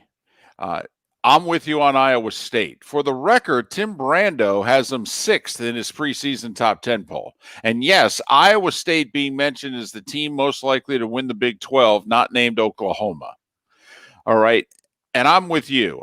If I'm losing this bet, I'm fine with it. Okay. Because if Iowa State's a legitimate, let's just say top 20 team, all right, at home for whatever that's worth, but they can't beat Louisiana by 11.5. I think they can. So I'm laying the points. I'm with you on the Bills. I like the fact this game is under 7. Because even if the Jets play well, they could lose 24-17. Right. And it's still a Bills cover. The Bills beat the Jets week 1 last year, albeit a 1-point game in Jersey. I like Buffalo to win and cover the 6.5 against the Jets. And I am with you. Of all the bad teams, and there are 7 home underdogs week 1. This is a dangerous betting week, I think, in the NFL. And I understand there's only one place where there's going to be fans, that's Jacksonville. But 7 home dogs week 1. The one I am betting against is Carolina. All the money's coming in on the Raiders because this was a 1-point spread about a week and a half ago. It's now up to 3. But give me the Raiders, lay the 3 against the Christian McCaffreys in Carolina. Mark, don't be afraid to bet money on a bad team early in the season. Okay, because bad teams can still play pretty good football early in a season before the injuries and just the disappointment seeps in. For example, team with the number 1 pick of the draft was Cincinnati. Week 1 last year, they damn near won in Seattle. In fact, they should have won. They outplayed the Seahawks and lost 21-20. With that in mind, I'm taking Jacksonville in the 8 against the Colts. The Colts are a better team. I do think the heat plays into it. It'll be close to 90. It'll be humid. All right. Also, I think Gardner Minshew will be fine. Okay. They'll find a way to put 17 or so points on the board. And defensively, I think Jacksonville will keep it together, especially since I think the Colts may ground and pound a little bit. I think Indianapolis is going to win by 6-7, but I'm going to take Jacksonville in the 8 at home. Anytime you get a home team more than 7 points in the NFL, I'm fine losing this bet on the Jags. I really am. And Mark, I'm fine with you losing it too, because I didn't take that one. I didn't want you to win the 3 you picked with me. And Mark, you took an ACC game as your college pick. You took North Carolina and laid the points. Clemson's a 33-point favorite against Wake Forest. Yes, they are. Now, no fans at the game. I feel really badly for the Demon Deacons. First time game day is going to show up, and they're playing a game in a pandemic with no fans. Here's my thing. I don't know how long coaches are going to keep their ones in games. I don't think guys are in normal shape. I think coaches are going to want to play more guys, particularly early in the season, to prevent injuries. Wake Forest was picked to be the 4th best team in their division before the ACC became one big division this year. But when it was split, Wake Forest was the consensus 4th best team in the division with Clemson. Wake Forest is getting nearly 5 touchdowns. 33 points. Wake Forest has a pulse. That's a lot of points, particularly, Mark, since I think in the 4th quarter, there may be no starters on the field for Clemson. Give me Wake in 33 at home against Clemson. So there you have it. Our picks. Right. Our fantastic 5. We both went with 3 NFL games and 2 college games, and who'd have thunk it? Who'd have thunk it? 3 of our 5 picks are the same. So go the other way on Iowa State, Louisiana. We're both taking the Cyclones, laying the points. Go the other way. Take the Jets and the points, if you believe in the Miller and Moulton jinx, because we're both riding the 6.5 with the Bills. And enough with that. It's 20, David, of all years for us to not be mush. It's 2020. This is our year to gamble, David. The stars are lined up for a season like no other. We just needed a pandemic to be good. That's what we're saying. That's all. We were just waiting for a worldwide event for us to get our you-know-what in order. So there you have it. And according to Mark, we're already 2-1 on the season. We are 2-1. He's just telling you. Yep. Mark's claiming the Lee Sterling free picks that we've given out already this year. We're both 2-1. There you have it. Those are our picks. That's our fantastic 5. And we'll do them at roughly the same time every week following Lee Sterling's picks. And this week, they're all going in. This year, they're all going in the notebook, week by week. We can go back and see exactly how bad this fiasco is. I take these blue cards with me on the road, just to amuse myself sometimes during commercial breaks. I just take it out and I look. One time, Aikman turned to me and said, "What are you doing?" And I said, and I quote, "Trying to see how our picks were from yesterday." He's like, "You going to pay attention to the game?" And I go, "No, man, I had a winning week." So there you have it. Our Jets fans back at us after the picks. Okay. He heard us in Seattle, and he says, Seattle was lucky to win a lot of close games last year. They won them all. Doesn't happen 2 years in a row. No playoffs for the Seahawks. Wow. Green Bay, no way. Saints are done. It's over for them. Matt Ryan wins the South. Lions win the North. Who on the field is in Denver is better than the Jets? Are you serious? Like, that's the one that really, I could argue their quarterback's better. I mean, let's just start there. I mean, you're sold on Sam Darnold. What has Sam Darnold done since he's been with the – no. What's he done with the Jets that makes you think, hey, that's the guy? Now, I know they've been bad, but there's not been a damn thing that Sam Darnold's done that says he's my quarterback. The only thing he knows how to do really well is get sick. He's known for getting mono. That's what the man's known for right now. His career is he got mono and had to sit out a month. And he'll be on his 3rd head coach next year. Also, Miller and Moulton. A good comment, I think, in our Twitch chat room from Knee Brace Radio. He said, if you're worried about week 1 conditioning for teams, taking Denver may be a good play at home against the Titans. Week 1 conditioning combined with altitude? Never mind, combined with the smoke in the air from the fires. Just thinking about the comment from the Tommy fighter Morrison. Tommy Morrison on our show about worried about the altitude with his fight coming back. That's You have to go back about 8 years for that one, but if you've listened that long, we played the clip quite a lot. Man, there's some of those sounders I wish we had. That's the only thing. We had some really good stuff that was saved that we couldn't take with us. That was some good material. One of them was Bobby Bowden saying, that's a dadgum good point. Miller and Moulton. Today was the day when Pat Kirwan's 15 minutes away. Ryan McGee's about 40 minutes away here on Southwest Florida's Fox Sports Radio.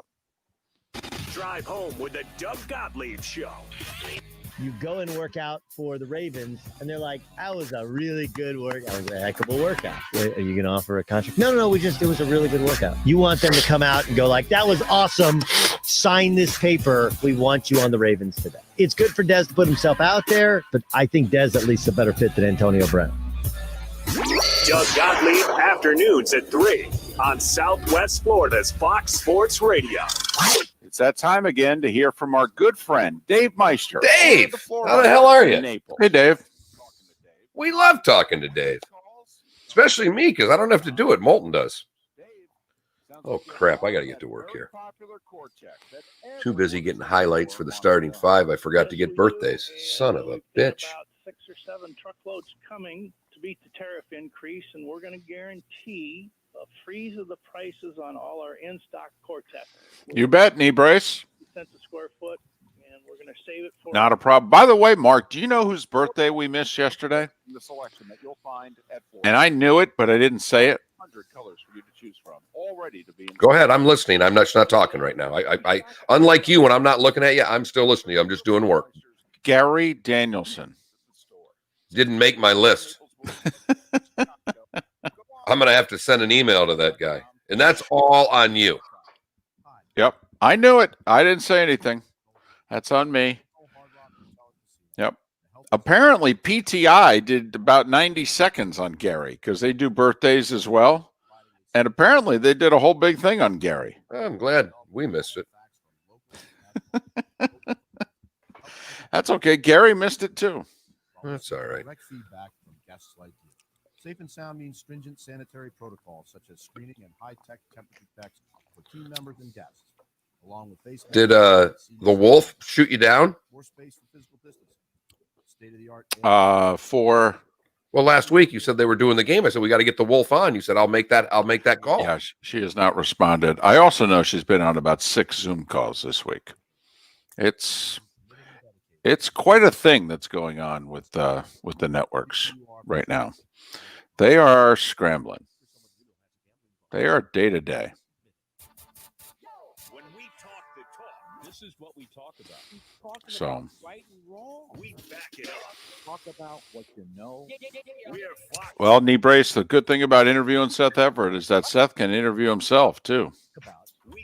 So, it's a good thing about talking to a broadcaster. They know that from getting me. They asked 3 questions. Original base MSRP for your trade-in, but only at Naples Nissan. Yeah. I love Seth because he's smart and he's interesting. Don't have to agree with him. That's not the point. See, that's what people not the point. miss. Well, nowadays everybody wants uniformity. They want, he doesn't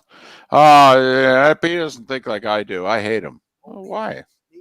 We don't care. Isn't it boring if we all think the same thing? It's already used when you bought it.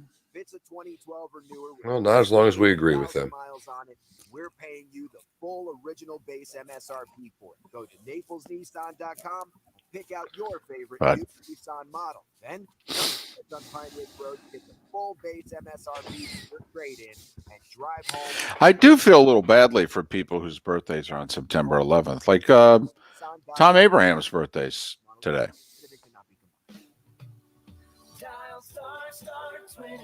And he's like, "Oh man, my birthday's ruined now." Well, yeah, I could see where Care would like to express their I could see where you'd feel that way. done and all that you continue to do for the Southwest Florida community. And that's why we're offering $1,500 off bilateral LASIK starting now until Patriot Day. All teachers, EMTs, firefighters, police officers, and critical care workers in hospitals and minor emergency clinics are eligible. Hops, once again, I think our politics has done this to us.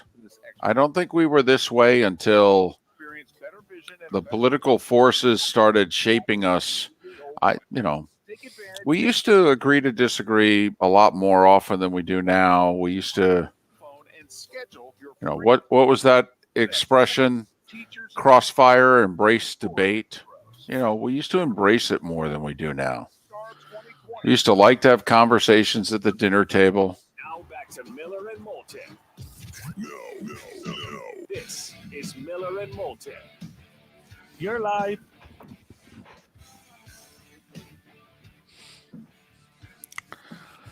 Nine minutes before the top of the hour. Pat Kirwan will join us in a little more than 10 minutes' time to look ahead to the rest of week one of the National Football League after the Chiefs took care of the Texans last night comfortably, 34-20, a win and a cover for the Chiefs.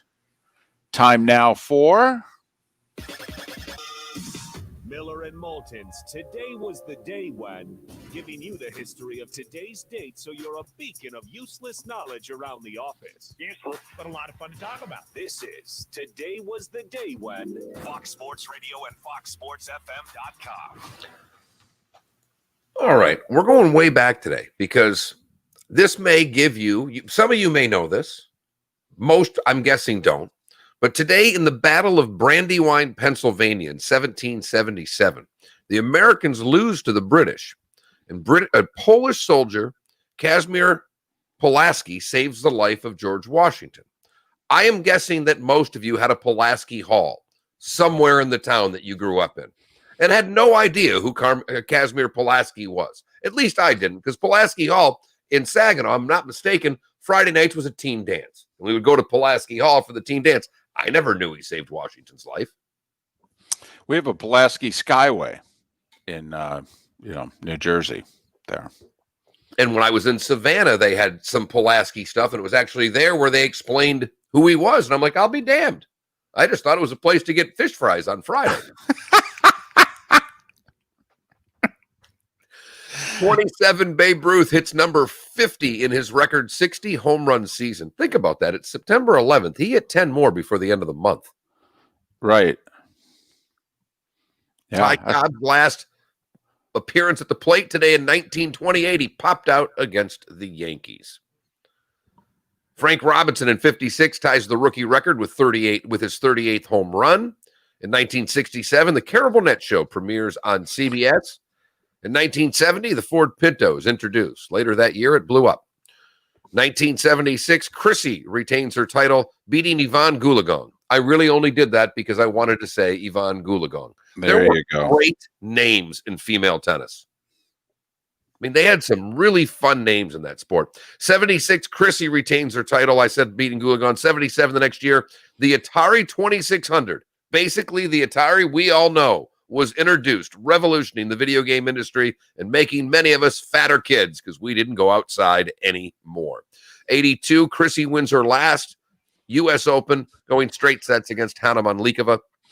There's another great name, by the way. I'm telling you.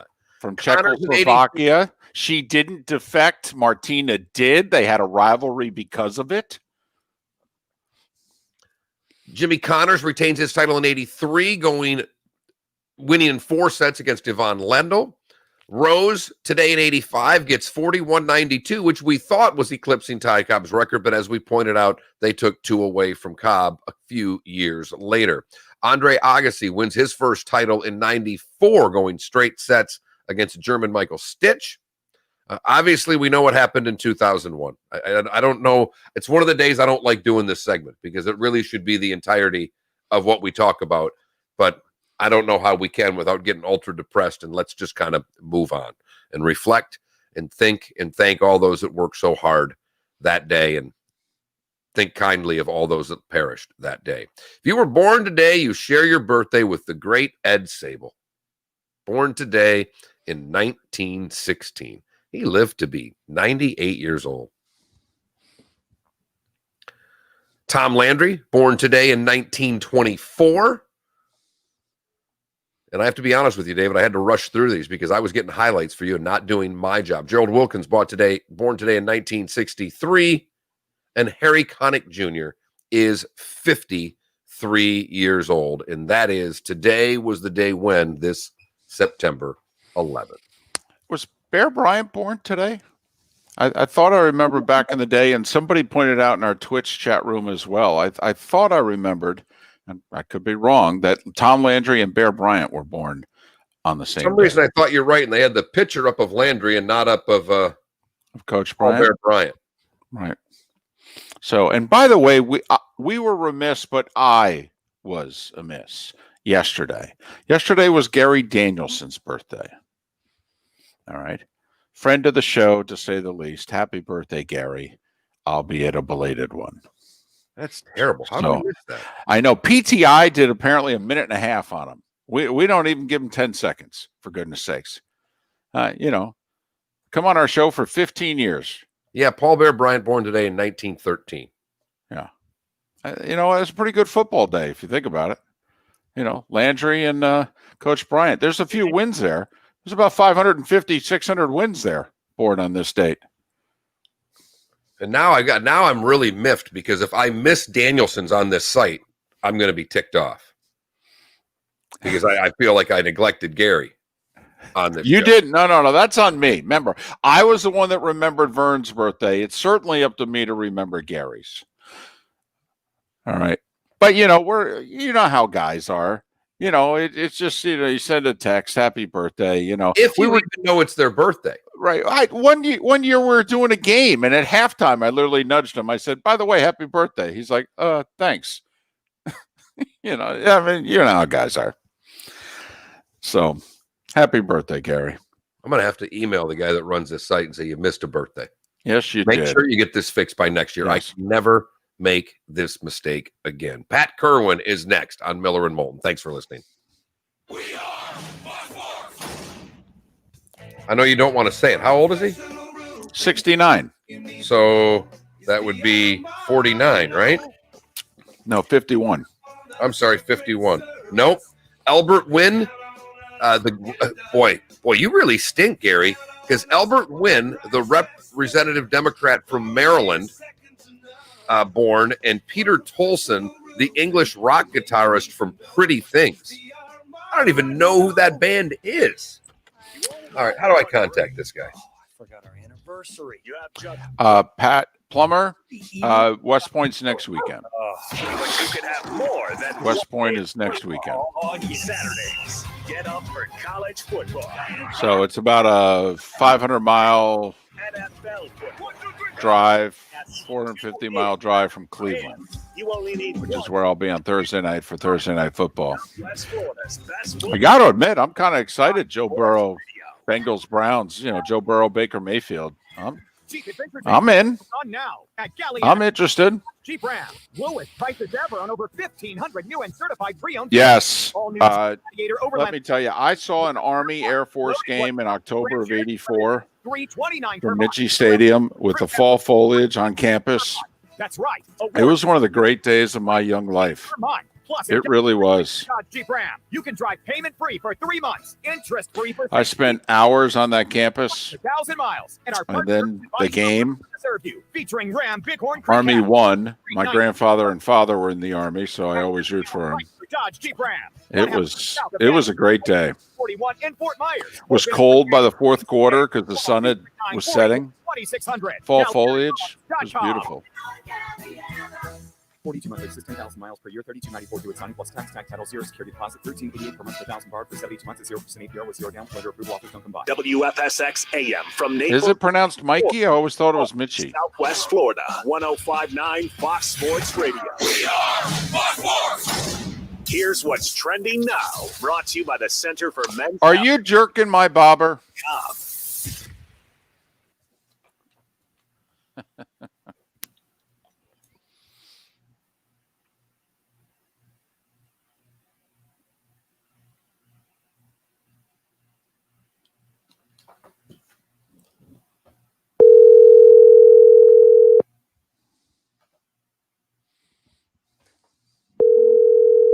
Good morning, Mark. How you doing, Pat?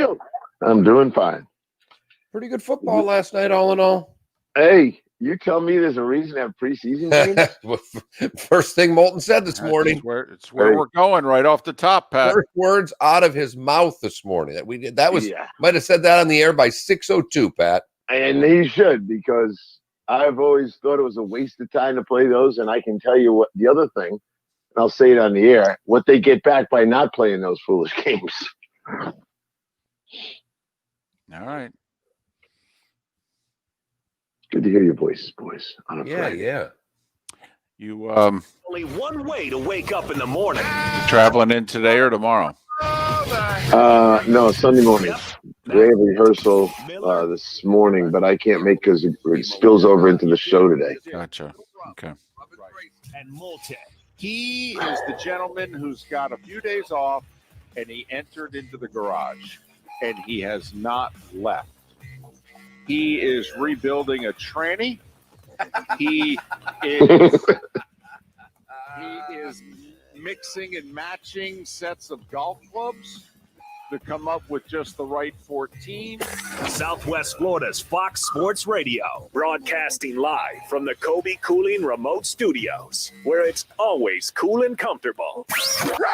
Oh, I like It's up to you now. It's up to you. I like it. Now, the best local sports show this town has ever heard. Here's Miller and Moulton. You're live.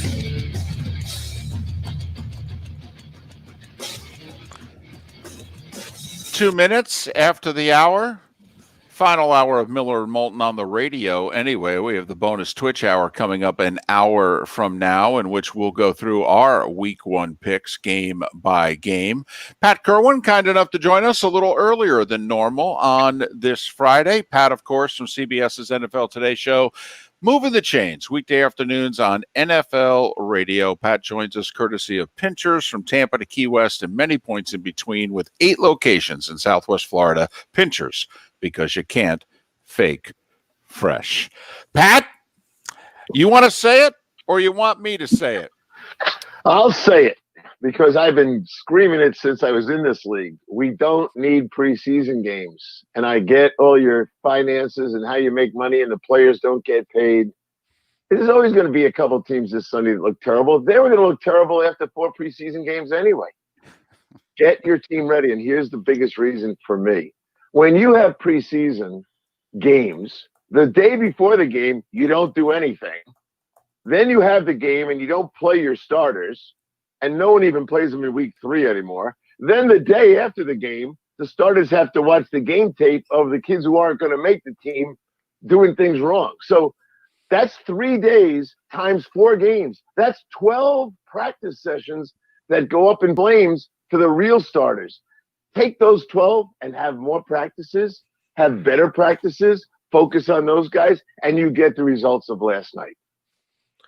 Well, and Pat, look at, we're with you on the preseason. I think we've been with you on the preseason forever. But should we look at last night and think that's how week 1 is going to go? Or should we look at last night and go, 2 really good quarterbacks, 2 quarterbacks that were the same, 2 coaching staffs that pretty much came back the same, and that's going to be a little better football than we're going to see when one of these 11 new guys take the field or these new coaches? Because, Pat, at the end of the day, looking back from just from a football standpoint, I don't know about you, but I thought it was pretty good football. It was very good football. 6 penalties in the whole game, 5 on Houston, 1 on Kansas City. Here's my favorite thing. I thought David would start the show with this. That game was over in 2 hours and 53 minutes. What time did the Canes game start? An hour before, David? Well, I think it started closer to 7:30 or 8 o'clock. But did the NFL game end earlier? The NFL game ended earlier. In fact, the first halves ended at about the same time. Hey, we're at 2:53 for a game in the NFL. That's what happens when you don't take the flag out for every little thing and stop and have conferences all day long. 6 penalties, 2 hours and 53 minutes, and efficient football. And I think I said it on Tuesday. I have already voted for Clyde Edwards-Helaire for the Rookie of the Year. And he just started. I told Barry Wilner of the Associated Press on Wednesday, I said, "Do you want my vote now?" "No, we can't do that." I said, "Well, I'm sending it in. You can put it in your glove compartment or what you want, but I know who's going to be the Rookie of the Year." Well, two teams who had quarterbacks that completed passes, so the clock kept going. And also both teams, even Houston, ran the ball a little bit. I mean, really, the only time they consistently moved the ball was when they decided they were going to run it to start their drives. Imagine that. And then it set up a little bit of passing. It's one game. Don't want to overreact. But, Pat, it does look as if while Houston has many skilled players on offense, that DeAndre Hopkins was the guy who drew the double team, was the guy that could really stretch the defense. And without him, that they're going to be, it sounds obvious, but that they're going to be a lot easier to defend because I'm not sure anybody else on the team is going to draw the safety. Well, first off, I think Hopkins is the best receiver in the NFL. You said it on Tuesday. He has the strongest hands of any receiver. He can snatch a ball out of the sky against double coverage. We all know he was going to be gone, but now it's a distribution offense. And now they're going to try to find the open guy. I thought Fuller handled his role pretty well. He's no one's Hopkins, but they got three guys that can get open. They got a tight end that we're all going to hear more and more about. Yes. And they got a running back who can catch. So when you look at David Johnson, very critical. Everyone was critical of that. Oh, what are you doing getting David Johnson? He had over 100 yards offense. So they're going to be different, but they're not going to be about one guy that's always going to be the guy you have to target. 475 targets in 3 years. Now, that might lead us to what Arizona is going to look like because of him. But I think Houston's lost their last four openers. David, you would know that number. I think it's 4 in a row. But they won the division the last couple of years. So I don't think there's anything that happened last night that leads me to believe Houston is not going to be a playoff team. And I think Mark, they'll be fine. And Mark, when we made our picks yesterday, we pointed out Houston has a really tough first half schedule, but a really soft second half schedule. Only 2 teams in their last 9 that had winning records, and both those games are in Houston. So the Texans may not have a good record 7 weeks in. Don't give up on them. Well, and I'm one that has 3 teams from that division making the playoffs: Indy, Tennessee, and Houston, all qualifying for the postseason. All right, let's move to the games that are being played. Pat, I know you think I'm this Lions fan. I'm really not, but I'm from there and I pay attention. David and I all week have thought out loud that the Bears-Lions game might be one of the biggest week 1 games, because the loser of that game, you've lost to what you think is either the third place team or you think you're better than them. So if you're the Lions and lose to the Bears, now are you the 4th place team? If you're the Bears and lose to the Lions, the same question. Isn't there a lot of pressure on both of these teams who have huge expectations? The Lions apparently are supposed to go to the playoffs or everybody gets fired. You could argue the same for the Bears and Mitchell Trubisky. So when you look at the Bears and Lions, are we overhyping this week 1 game? Well, I think you're suggesting that the loser's been eliminated. Let's just start with that, which it sounds like. Yeah, this head-to-head will be a problem for the loser of the game. I'm more inclined to think Detroit will play pretty well in this game. Everyone, Jim Miller loves to say the Bears have the best defense in the NFC North. And maybe they do, but they don't have the best offense. And, I think, the quarterback's on a short leash, whether they want to say that or not. And I don't think they'll pull him after 1, 2, 3 weeks, but maybe at the end of September. Yeah, I think there's a lot of pressure on this game. There's a lot of pressure on that Lions coach. Everyone's already put him in the fired list. The game doesn't interest me that way. There's 9 division games. And so what you're asking me, Mark, is who's going to be 3rd and who's going to be 4th? I'd prefer to ask who's going to be 1st and who's going to be 2nd, because the other game in the NFC North, to me, has immediate impact on that. All right, well, let's move to Packers-Vikings. Because the reason it didn't me is that I think both these teams can still be playoff teams if they lose. You think there's obviously much more at stake in week 1 in Minneapolis. I do, and I think we keep underrating the Packers. When a team goes 13-3, and everyone says they're really not a 13-3 team. Well, yes, they were. and then they got embarrassed in the playoff game. So that was the verification. See, they're not really that good. They have their own warts, but so do the Vikings. So now Aaron Rodgers is going up against the secondary that's going to eventually put us at least one, probably two rookies on the field. All Aaron has to do is go out with four wides, and you're going to see two rookies in the secondary. So I'm inclined to roll with the Packers, who last year not only did they beat them twice, they held them down. So the defense that everyone criticizes, that being the Packers, they did pretty well against the Minnesota Vikings last year. So I'll take the Packers in that game. Pat, bad teams can play well early in a season. Cincinnati outplayed Seattle week 1 last year in Seattle. Should have won, lost by 1. Washington dominated Philadelphia for a half last year, ended up losing by 5. And obviously we know Washington and Cincinnati turned out to be terrible teams. Are there a couple of teams that deep down you think are probably not going to be very good, but you think are going to be salty as early in the season, especially week 1? Well, I thought, and I have to back off this because of injuries, I thought Denver was going to be one of those teams where you'd say, whoa, these guys might be the real deal. But now they've lost their best pass rusher, which changes everything. It's not just Von Miller's production. It now ensures the opponent, Tennessee this week, that you can run the protection scheme right over to the Chubb kid and not worry about it. So that, and then Sutton yesterday. So with a rookie center and that rookie, basically a half a rookie quarterback, his number one receiver gone, and now they can predict the pass protection stuff. I think that sets them way back in my mind. I don't know. The Rams might win a game or two early and people will get excited about them, but I'm not betting on those guys to go very far this year. I think we're going to see the true colors come out pretty fast, just like we saw Kansas City's true colors last night, how good they are. I think we're going to see that from the Pittsburgh Steelers. Remember the Steelers now, not only is Ben back, look at their schedule, David. You love to look at schedules. They got a nice looking schedule, and they are one focused group of guys. So Andrew Thomas is going to be blocking Bud Dupree. I don't think that's going to go real well. And you can't help Andrew Thomas, because if you do, the right tackle's alone with TJ Watt. I don't think so. So I think we'll see the warts surface real fast when a good team is playing a bad team. Do I think any really bad team is going to shock anybody? No, I don't. I don't think Jacksonville's going to shock anybody. Now, I had a GM tell me, I'd love to give you in on this bet because you guys would both jump on it.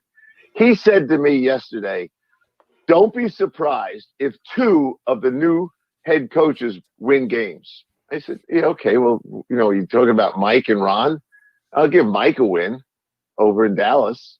But do you think they're going to have any surprise winners from those 3 rookie head coaches? Well, the rookie head coaches are Judge with the Giants, new head coach in Cleveland, new head coach in Carolina, new head coach in Washington.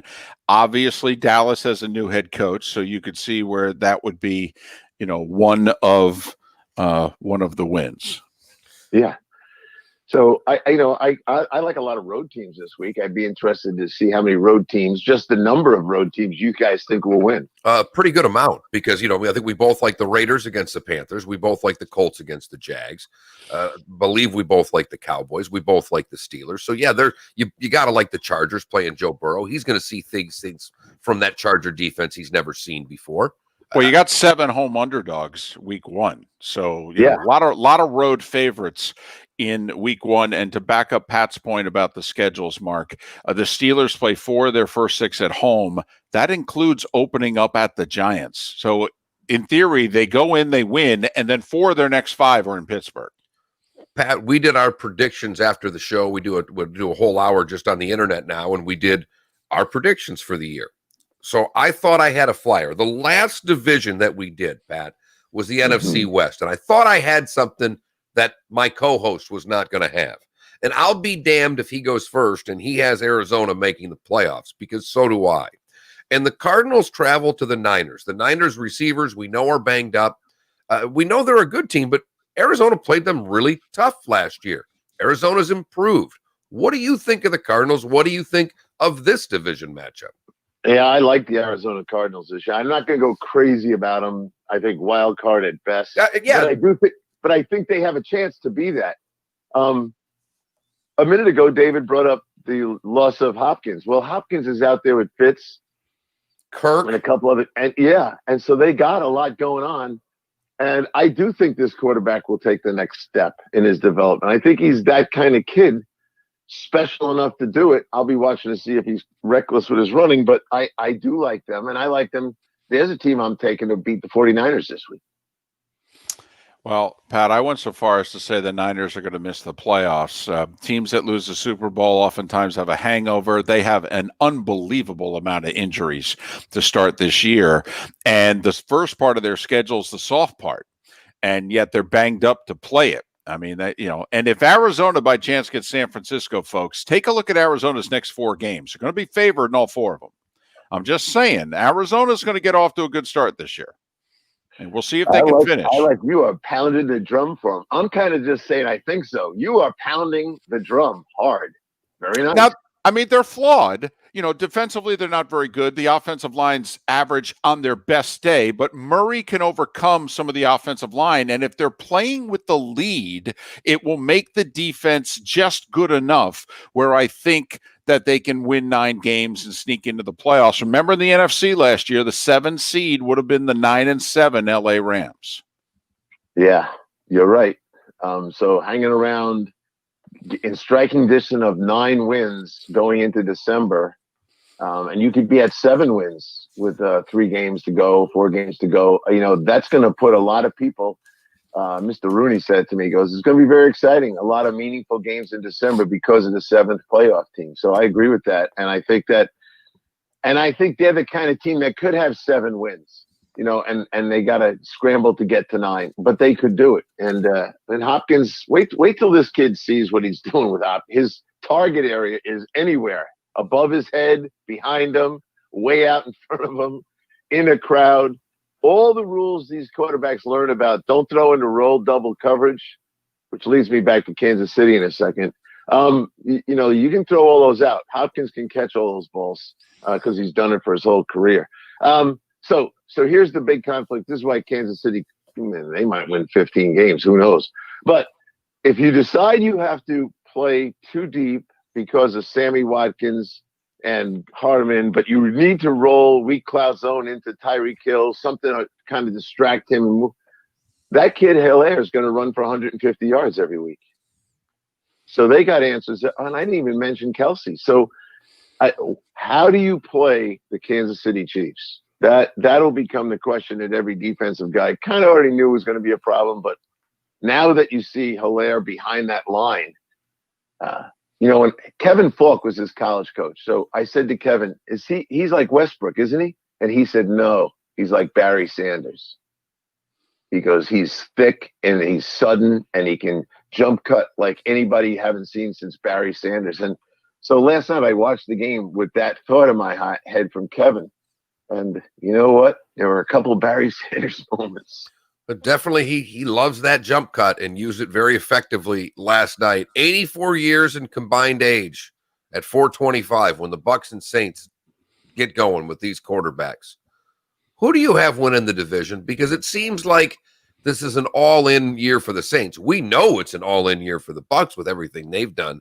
Another great division matchup, high expectations. Pat, you were the one that pointed out when David talked about Brady's arm strength, you said, wait a minute, can we talk about the arm strength of the guy in New Orleans? Because I'm more worried about his. It's one of the things I'll watch in this game if they have to get it to anybody not named Thomas. How do you look at this terrific season opener? Well, I see both teams with double-digit wins at the end of it. I'm going to take the Saints to get to the Super Bowl, and I'll take them to win the division. I mean, the what's on line for these two teams is the winner is going to be the 1 seed and the loser is going to be the 5 seed. So there's a lot on the line and it starts right away. Here's why I like the Saints a little bit more. Like maybe it's 12 wins to 11 wins or 13 to 12. It's the offensive line in New Orleans. You go look at that line. Those guys are pretty good offensive line, and they're a very good special teams group as well. And they've got nice depth at a lot of spots. Mickey Loomis did a good job of loading up veterans behind starters. So when the injuries start to happen, not counting quarterback here in the injury business, although who knows, I think they can sustain and weather a couple of bad storms. So I like them both a lot. All the hype around Tampa, and it's justified. But at the end of the day, I'll stick with Breeze for now and those guys. I think Mickey has been at building this roster a bit longer and has some very unique things going on. Although the other guys have caught up with, Latavius Murray versus the big kid from Jacksonville. It's going to be a great battle, but I'll be very interested to see how much blitzing of Brady they do. And try to get him rock and roll. He was not very good last year. In fact, he was ranked 32nd in the NFL against the blitz last year. But he also had time goes on and age goes on. That just tells guys to come after him even more. Well, it'll be interesting, Pat, whether or not that's a reflection on the receiving core he had, who couldn't beat one-on-one coverage and get open, or whether or not it's a reflection on Brady, and we will find it out early. Speaking of Brady and his former team, Patriots hosting the Dolphins. Remember, Miami went in there and beat them last game of the regular season last year. What do you think we're going to see from New England offensively? From Josh with Cam. Do you think it's going to be radically different? Yes, because Tom threw every pass from the midline. He never scrambles. If you just look at little things that I like to look at, like how many throws outside the tackle box. Tom, he had like 8 throws all year outside the tackle box. This guy could have 8 throws outside the tackle box in the opener. I think Josh, let's think about Josh for a minute. He's turned down head coaching jobs. He's waiting for the perfect job. And now he's got Cam. Oh, that's right. He also tried to, and he did draft Tim Tebow in the first round. That was a gross mistake. But in his mind, he had a vision for what we'll call a modern offense. Well, he's got Cam now. And I think you're going to see a very creative, different kind of thing. Now, the coaches in that division, certainly the guys in Buffalo, they were with him. Half of the Buffalo team played with Cam in Carolina. So there won't be any surprises, but I do think they're going to feature his athleticism. I told you the other day that Belichick didn't stop talking. He just wanted to keep talking about the intangibles of Cam, and I think they're kind of excited. You know this, but your listeners, Cam beat Belichick twice, and that's deep in the rooted mind of Bill Belichick of what he had a hard time with, and he will start doing that stuff. So it won't be all power run, the quarterback power play and the G scheme and all that stuff. But they're going to have escape skills, and he's going to take them.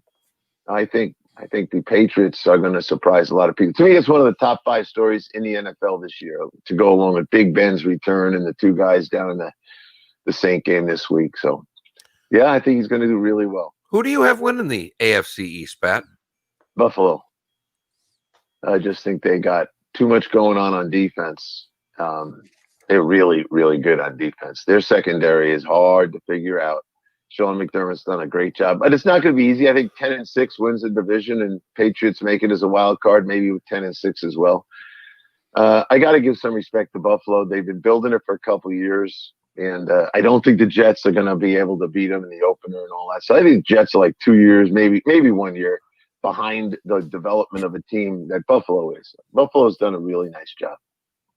Pat, quickly, for the record, I have Baltimore beating Seattle in the Super Bowl. Mark has Seattle beating Kansas City, I think, in like a 42-41 epic. We both have Russell Wilson winning the MVP, for the record. What's your Super Bowl? I see the Saints and the Chiefs, and maybe outside the Baltimore Ravens. We're going to see in the first month how many guys on defense spend time together figuring out how to play those guys. But Seattle, I don't see Seattle in the Super Bowl, although I see them winning the division. I think the Saints will be playing the Kansas City Chiefs, and Andy Reid and his fogged up face mask will win another one. He'll be the only guy who can't see the game, but what the heck? Well, with those weapons on offense, it could be partly cloudy and you could call plays with it, right? Yeah. He needs a defroster right on the bottom of that thing, blowing hot air straight up. Pat, thanks for your time and your insight. We always appreciate it. Safe travels this week as you go back to work with the folks at CBS, and we look forward to talking to you Tuesday. Yeah, see you Tuesday, fellas. Thank you. Pat Kirwan, CBS's NFL Today Show, moving the chains, weekday afternoons on NFL Radio. Follow Pat on Twitter at PatKirwan_NFL. Pat joins us Tuesdays and Fridays throughout the NFL season, courtesy of Pinchers. From Tampa to Key West and many points in between, Pinchers, because you can't fake fresh. The very talented Ryan McGee of ESPN. He's written a book. We'll talk about that and a few other things with Ryan McGee next on Miller and Moulton, Southwest Florida's Fox Sports Radio. Swinging a foul ball. To catch a foul ball. Somebody made a good catch down there. It's on every fan's bucket list. Got yourself a foul ball. The chance is slim, but it's always there. Except this year, as balls fly into empty seats. And a foul. You have zero chance. And with fewer chances to catch Major League Baseball, don't miss your chance to hear something special. Major League Baseball is here. How did that ball have that special sound? Southwest Florida's Fox Sports Radio. Across the nation, America is moving forward, finding our footing, getting back on our feet. Life continues to open up. Businesses are getting back to business, and we are too. We know you rely on the Good Feet store to be there when you need us. We're open and ready to serve you. Our personally fit arch supports are designed to help alleviate, even eliminate, foot, knee, hip, and back pain, and provide comfort, balance, and support. The well-being of our customers, associates, and community is our highest priority. So we've implemented new measures, procedures, and precautions, keeping your health and safety in the forefront. The Good Feet store is lending a hand to help America get back on its feet. I forget who it was in our Twitch chat room who said, and nobody's complaining about college football games being too long. You must not have listened to us for the last 7 years, I'll tell you that. Because we've joked we're the only two people in America, and a couple years ago, Chris Fowler finally joined us. We're the only three people in America that think college football games are way too long. Way too long. You can't get a college football game done in under 3.5 very often anymore. It's a rip-off companies to become. Yes, Ecolide, you're right. We don't count. It's all at the same time. The stories we hear about for the record, go right along with the scams these firms tend to run with the for football. We've kind of got 3 hours in our head. We've got a the 3-minute timer. Fans kind of have a 3-hour timer in their head about football. It's a bait switch, cheap service call. And for every other sport, we kind of want it to be right at 2 hours. Soccer, hockey, and those that are going much longer. NBA games take forever, particularly at the end. College football games, they need to figure out a way to shorten it. No nonsense and no pressure. We're the company you're naming. I think one day the college football is going to go to the NFL clock. That's how I think they're going to shorten it. They're just going to have the clock run more. They'll still stop it after first downs because that's their thing. But I just think they're going to have the clock run more often. Dan Martineau here, owner of DR Martineau Roofing of Southwest Florida. I've been repairing and replacing roofs for 27 years. Or they may only stop the clock in the final 5 minutes of each half. Or call 239-332-1441. License number CCC 1326954. Hello, Ryan. Yes. Good morning, Mark Miller and David Moulton in Southwest Florida. Thank you so much for your time. No. Thank you guys for having me. I appreciate it. It has been a long time since we've had you on. We used to do it quite a bit when we were doing afternoon, so it's a pleasure to get you back. Yeah, no, it's good. It's great to hear your voice. It's been a long time. I just retweeted your story, seeing everybody doing the remembering. I like, instead of people saying remember 9/11, I like the fact that you actually put up the story from Dover. That's a better reminder, without you just. Well, people forget, man. Everybody remembers Dale Jr. winning at Daytona in July, but that win in September was just, I just saw Dale Jr. a couple days ago. I was like, people forget about that one, and what a day that was. Ryan, is the book officially out, or is it released next week? It's released on Tuesday, so the 15th, but it's available.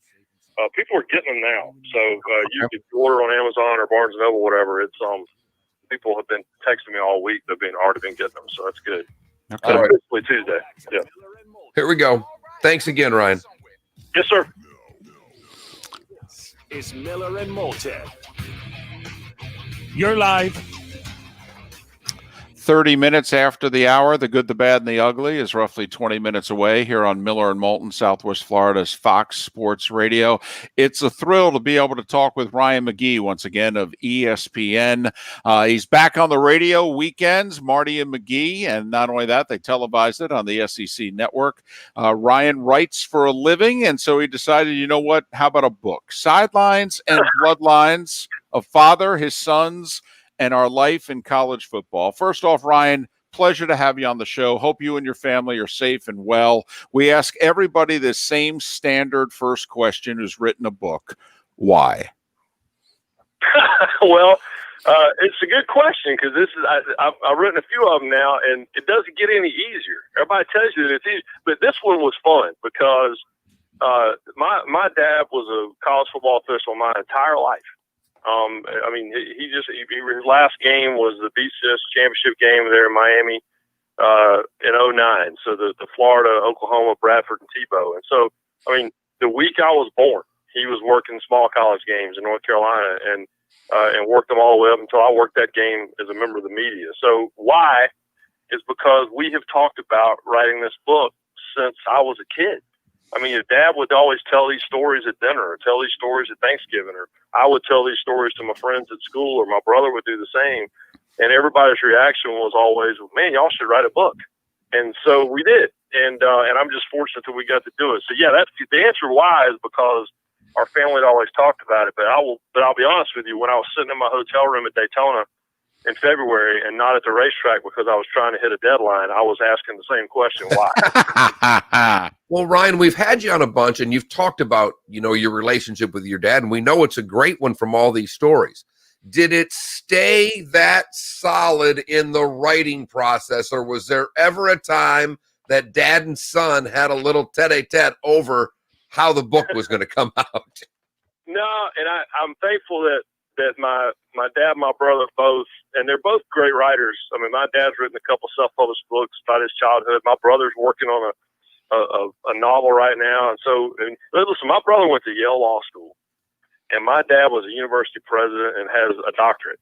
So what happened to me, I'm not sure. But it was just the first time in my life where I felt like they were like, you know what, I think Ryan has some experience here, so we're going to let him run with it. Now, I'll say this. There were a couple of stories in there that the way I remembered it and the way my brother remembered it and the way my dad remembered it were three entirely different stories. And in fact, the best part was getting on YouTube and finding there's only one call in my dad's career that still eats at him.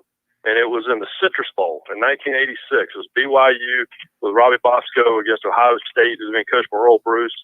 And there was a touchdown. Dad had a touchdown call that he signaled a touchdown, and he's always been convinced that he missed the call, that the guy, he got screamed out and he couldn't see the guy, whether he broke the plane or not.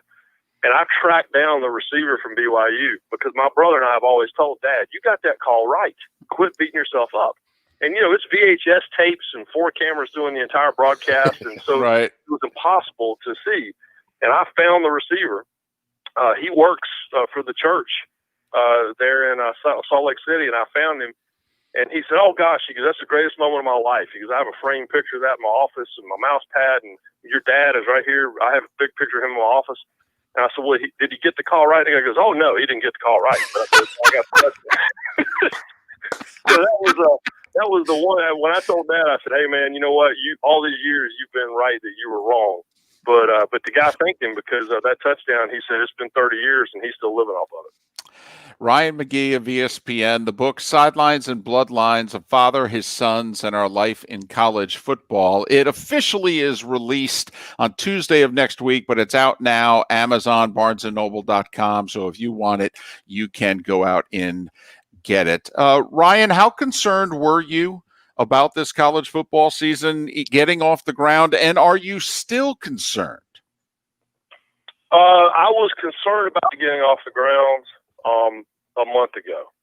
We had Marty McGee, and thanks for mentioning the show.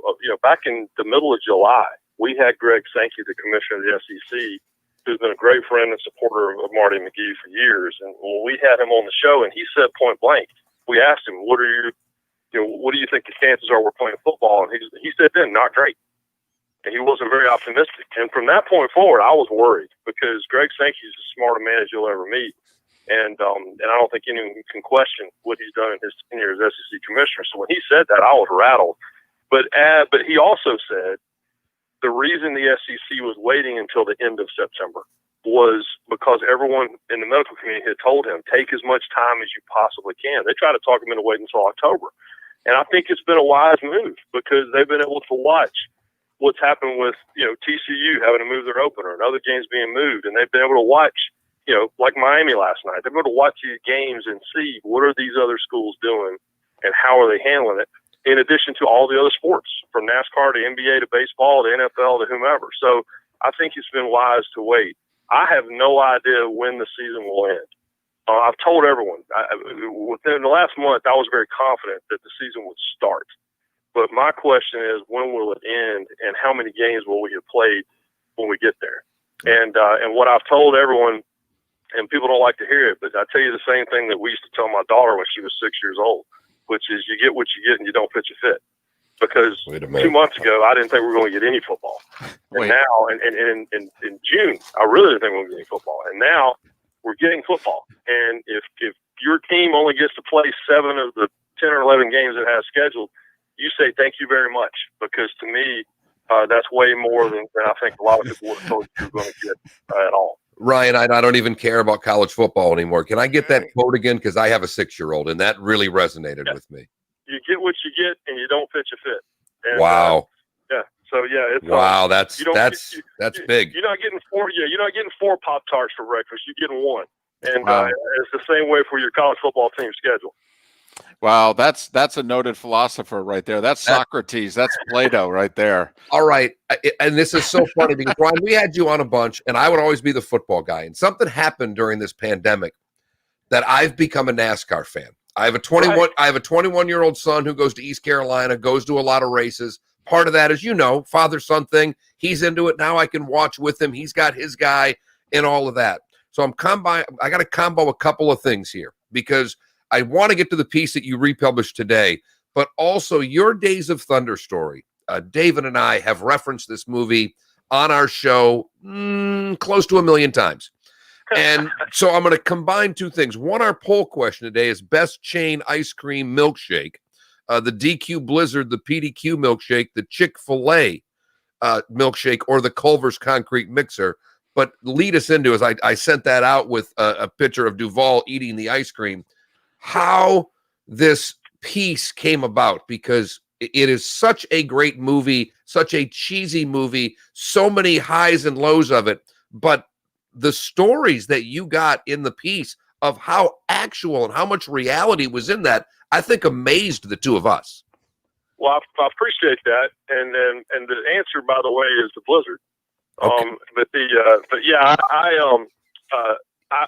was a year ago. I was chatting with my editor, and we're just kind of thinking, looking ahead, what are some stories we want to do? And I was like, listen, I did the 10th anniversary of Talladega Nights was a few years ago, and I did an oral history of that, and it was relatively short, but it was fun.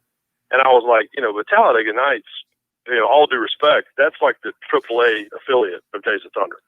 And I'm like, we have to do this. And I knew it would take a long time. So over the course of a year, I was just kind of casually trying to track people down. And I knew the people in the NASCAR community who worked on the film. I wasn't worried about that. I was trying to, but getting Jerry Bruckheimer, who, of course, one of the most legendary producers in the history of Hollywood, and he was great. And the best part was when I would hear the stories from the NASCAR people about all the crashed cars and all the parties. I mean, they basically burned Daytona down for 3 months, like every single night. And in a hotel in Charlotte where they got a chainsaw and they cut holes in the walls because they got tired of like walking up and down the hallway in the hotel. So they just cut holes in the walls all the way down the hallway so they could walk from room to room to room. And I asked Sheriff Bruckheimer about that, and his answer was, and he's a very level-headed guy, his answer was, I don't really remember a lot of that. And he goes, there's a lot of reasons for that. I thought that was the coolest answer. And then Jerry Bruckheimer just casually, I threw out the idea, well, why not a Days of Thunder 2? Because he just did Bad Boys 3 and, the second Top Gun movie's coming out in December. And his answer was, he said, I really would like to make the movie. But, Tom Cruise has a couple other things going on. And he very casually said he's got 2 more Mission Impossible movies he's shooting, and then he's trying to go to the space station. And he said that so casually, and I'm like, what kind of life have you led where you just casually drop, my friend Tom Cruise, he's trying to get to the space station, like I'm talking about you guys down to DQ to get a blizzard. Right. But that's as much fun as I've had in a long time working on a story. It's like a host of us. 2022, we're going to try to get to the cocktail party.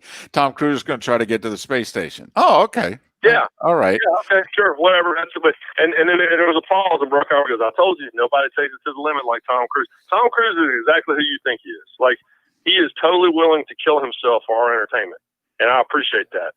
And yeah, he flies a P-51 Mustang, old World War II fighter all the time, and he jumps off cliffs and he does his own stunts, and that dude, and he's not young. I mean, no, he's pushing 60. Yeah, and so it's anyway. God bless him, and Days of Thunder 2 would be the greatest. If I could go a little more NASCAR with you quickly, your thoughts on Bubba Wallace. A surprise to me, I thought, because rumor was he was going to get part ownership of Richard Petty Motorsports. I don't know anybody else going to offer him that, but he decides he's going to leave the 43 car. Where do you think he ends up? Well, I think that, and I know that this was a very difficult decision for Bubba, but I think he also knows that he's at the prime age now. I mean, the number of years he has in the Cup Series, the number of years he has in the 3 national series of NASCAR, and he has driven that 43 car about as far as it can be driven. And you guys know me; I love Richard Petty so much. I'm literally sitting in my office looking at a bronze bust of Richard Petty that I bought at auction one day. I mean, I love him, but that team is not good. And it is a second-tier team on its best day. And what Bubba has done in that car is pretty remarkable. And I love the fact that he was in that car during everything that he experienced, endured, accomplished, particularly in 2020. But I think that when he announces his next deal, it will suddenly make a lot more sense. And he needs to, at this age and at this time in his service in the series, it's time to see what you can do in a better ride. And there's a couple of offers on the table right now, but hey, imagine this. That 42 car is sitting there at Chip Ganassi Racing. And that's absolutely one of the rides that's on the table. You remember why that ride was available? Because of what Kyle Larson said back in the spring. So imagine if that's the car that Bubba Wallace gets into. It would just be that would be a remarkable story if that happened. And to stick with racing, you did put out a story that you did about 10 years ago. And I said to you before we came on the air, everybody on Twitter, remember 9/11, remember, and we all should. And they're all accurate in tweeting it. You didn't just say, remember 9/11. You talked about the story you wrote shortly after in the race world coming together. And everybody talks about, Daytona, but you mentioned this Dover race, not just big for NASCAR community, but for everyone. Yeah, and I got a chance to visit with Dale Earnhardt Jr. for a little bit earlier this week, and we were talking about that. And everybody talks about it, and they should. Dale Earnhardt died on February 18th, 2001, and July 4th weekend, Dale Earnhardt Jr. won the next race back at Daytona. And there's no question in everyone's mind that's the greatest win of his career. But to me, the answer 1A of what's the greatest win of his career was just a couple months later, and it was September 23rd at Dover. And what they did that day, and there had been baseball games, and there had been some football games, but there were 140,000 people at Dover that day. And that racetrack basically sits right up against Dover Air Force Base, which is also this country's military mortuary. And so the remains of those from Pennsylvania and the Pentagon and in New York were being flown into Dover Air Force Base right over the top of that racetrack while that race was going on. And Lee Greenwood and Cal Ripken and all the patriotic paint schemes. And also in my office, I've got that Ken Schrader car, that 36 car, the American flag. So it's hard for me to find a day when we could feel good again, like we did that day.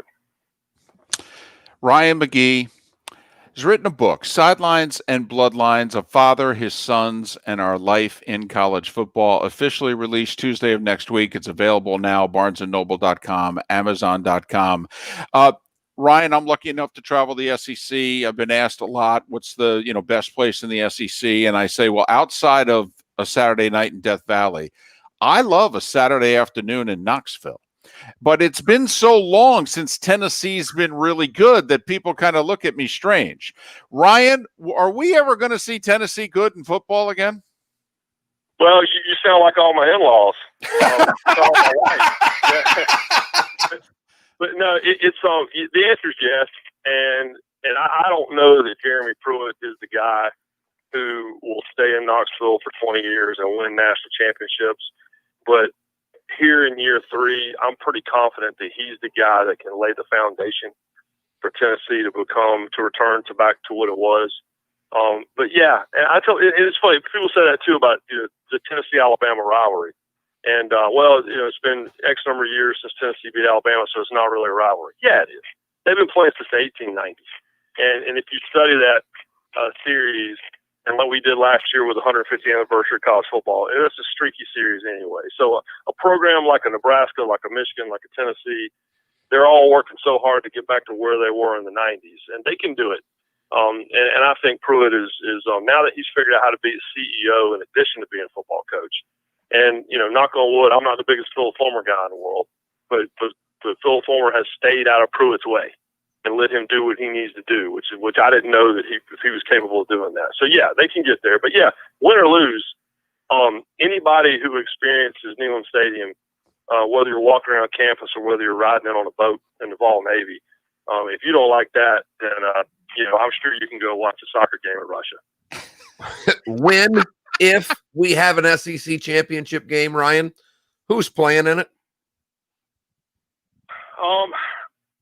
People don't want to hear it, but I look at Alabama, and it's the big thing about Alabama this year versus last year is last year was the first year that all the coaching turnover finally caught up with them, and it took a really long time.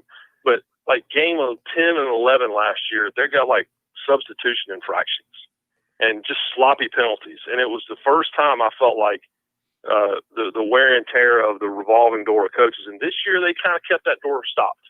So I feel like the talent's in the building, and Saban is always focused, but he looks particularly focused now. So people don't want to hear it, but if we're looking at Georgia, Alabama in that SEC championship game, it feels like a repeat, but they're also the 2 best teams. Ryan, I hope we can do this again. I know you're at the 4-letter network and we're at the 3-letter network, but hopefully we could make this happen a little bit more often. All the best with the book, Sidelines and Bloodlines, A Father, His Sons, and Our Life in College Football. Safe travels, my friend. I appreciate it. Listen, when it comes to pimping books, I don't see network letters. Well, hey, I worked for the 3-letter network for a while, so we're all in this together. That's right. We'll make sure we get you on before Christmas to pump good presents for Dad with this book. How about that? There you go. And Father's Day too. I appreciate it. Thank you. Love it, Ryan. Ryan McGee, you can follow him on Twitter at ESPN McGee. That's MCGEE, Ryan McGee. Best show on the radio on the weekends, Marty and McGee. It is outstanding. It is a good time. Miller and Moulton. The good, the bad, and the ugly to wrap up our radio broadcast. And then we'll do the bonus Twitch hour in which we'll go through the Week 1 NFL games. Miller and Moulton, Southwest Florida's Fox Sports Radio. Welcome to the program. This is the Dan Patrick Show. I wonder how how are they going to bubbleize the NCAA March Madness? Because that could do that interview every day. That's your big ticket item. And you can bet damn sure they're going to do everything they can to bubbleize March Madness. Dan Patrick. The Dan Patrick Show. Weekdays at 9 a.m. on Southwest Florida's Fox Sports Radio and FoxSportsFM.com. It's that time again to hear from our good friend, Dave Meister. Hey, it's Dave one again. of the Floormeisters in Naples. And we love talking to Dave. We know that when he calls, something special's going on at Floormeisters. Dave, sounds like you have a lot of that very popular Core-Tech that everyone is looking for and wants in their home. Yes, we do, and we've got about 6 or 7 truckloads coming to beat the tariff increase, and we're going to guarantee a freeze of the prices on all our in-stock Core-Tech. We're not going to go up 50 cents a square foot, and we're going to save it for our customers. So when it comes to Core-Tech, it's amazing the selection that you find at Floormeisters. They now have 100 colors for you to choose from, all ready to be installed. Yes, and we stock 100 colors of Core-Tech. If you haven't been to the Floormeisters, you really owe it to yourself to visit the store. 6281. I've never been to a game at Neyland either. That's. There's a few SECs I got to get to that I've not been to, and it kind of pisses me off. And you can track the latest news, odds, and information at betonline.net. While stadiums won't be full, game action will be loaded. Which players will step Yeah, Tom, I'm telling you, I love Neyland Stadium. Like he talks about the boats on the Tennessee River when it's gorgeous in October with the foliage, just gorgeous. The Vol Walk when they come over the hill right by the stadium, and the streets are lined. It's As a little blue pill. It's special. It really is. Medical staff at My Men's Clinic. You know, and then when they're good, Rocky Top sounds good. When they're bad, it sounds annoying. But when they play it 40 times, when they're good, it's okay.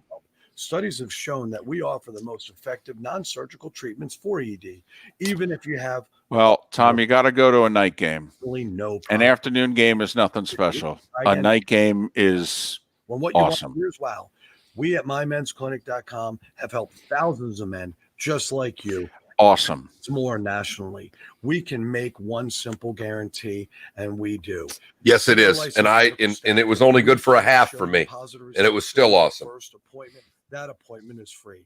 Guys, let's get the wow back in the bedroom. Guys, let's book online. Let's get the wow back in the bedroom. Call 239. Yeah, Tom, we used to keep track of how many times they play Rocky Top in the booth, and we used to have an over-under. And it was always in the mid to high 30s. Brett AC is growing and needs qualified AC install technicians. We also had to determine when we would start the count because they're playing it if you feel like an hour before kick. Then Brett Air Conditioning wants to talk to you. Maybe you're not in the business, but know someone who is. Please tell them about this great opportunity. Great pay, great benefits, great work environment, and even a sign-on bonus. They're an equal opportunity employer. So if you feel you're the best, call them today. Ideal candidates must be experienced, hold an EPA card, pass background check, have a valid driver's license with a clean driving record, and pass a drug test. Don't sweat. Call Brett, 239-566-3633. That's 239-566-3633. Apply online at BrettAirConditioning.com. Don't sweat. Call Brett. License number CAC 1819995. From the best headlines, the best, to the worst. It's the worst thing that ever happened to anybody ever. Prepare yourself and hide the women and children. This is Mark Miller's Good, Bad, and Ugly on Fox Sports Radio. You're live. We go to Virginia for the good, where Carter Carey's 11 years old. And he set up a lemonade stand to make some money. You know, kids do that. Of course, what he did with his profits is a little different than what most of us do. He's helping single mothers in need. He is so far from making $5,000 at the lemonade stand and from donations, has distributed 6,500 diapers to single moms in the Hampton, Virginia community. His goal is he is now, as of September, that was in July. As of September, he's up to 22,000. The goal is 25,000 diapers. Wow. I always feel a little guilty as a human when I see an 11-year-old's already done more with his life than I have. Right. It does. I mean, it's the good, but it makes you feel like a schmuck. Right. For us, it's the bad or the ugly. Yes. We go to Orlando for the bad, where Omar Ford was on his way home from a security job when he saw another car swerving with an impaired driver. So he decided to pull over that person. The problem was, did I say he was a security officer? Right. He pulled over an off-duty police officer. He was charged with impersonating an officer because the guy who was swerving was, trying to get a criminal. Gotcha. It didn't work that well for him. Finally, the ugly. We go to Columbus, Ohio. And it's not the ugly because they're not playing football this weekend. It's the ugly because John Alexander decided to rob someone. But when he went into the house, he had a backpack containing handcuffs, zip ties, a .22 handgun. Probably was going to do some damage. But he was so high that he passed out on the couch, and when the people arrived home, they called the police to have the burglar arrested while sleeping on the floor. As Colin says, David, don't do meth. Right. That is the good, the bad, and the ugly. Brought to you by the Dome in Bonita Springs, the only place you can get off the school bus and get served a beer. That was back in the day, ladies and gentlemen. Doesn't exist anymore. We're having some fun with our fake sponsorships. And that's because we don't have real ones. All right. When we get real ones, the fake ones will go away. And we will really talk nicely about the real ones. Right. Either that or they'll get their own segment. Time now for the fake sponsorship segment brought to you by a real sponsor. Right. And on that note, as we go to the weekend, vote on our poll question for the ice cream. We've got games everywhere. But if you visit any of our actual sponsors, let them know you listen to Miller and Moulton. Absolutely. Like our Kobe Cooling, who sponsors the studio. You need air conditioning stuff? Go to those guys and say, Miller and Moulton told me to. MillerandMoulton.com is the place where you go to vote in the poll question. We're having some fun with it over the weekend, but it's also where you go to download anything you may have missed. Like in our 7 o'clock hour, 20 minutes in, Lee Sterling made his picks, and then we followed with our Fantastic Five. And if you missed anything in this 8 o'clock hour, well, we had Pat Kirwan and we had Ryan McGee of ESPN. So go to MillerandMoulton.com, vote, and download. Enjoy week 1, ladies and gentlemen. I'll join you Monday from New Orleans. Miller and Moulton. Let's face it, these are stressful All right, you guys have a good weekend. See you on Monday. All right, Jiro, you too. Thanks, Jiro. Trying to keep you and your family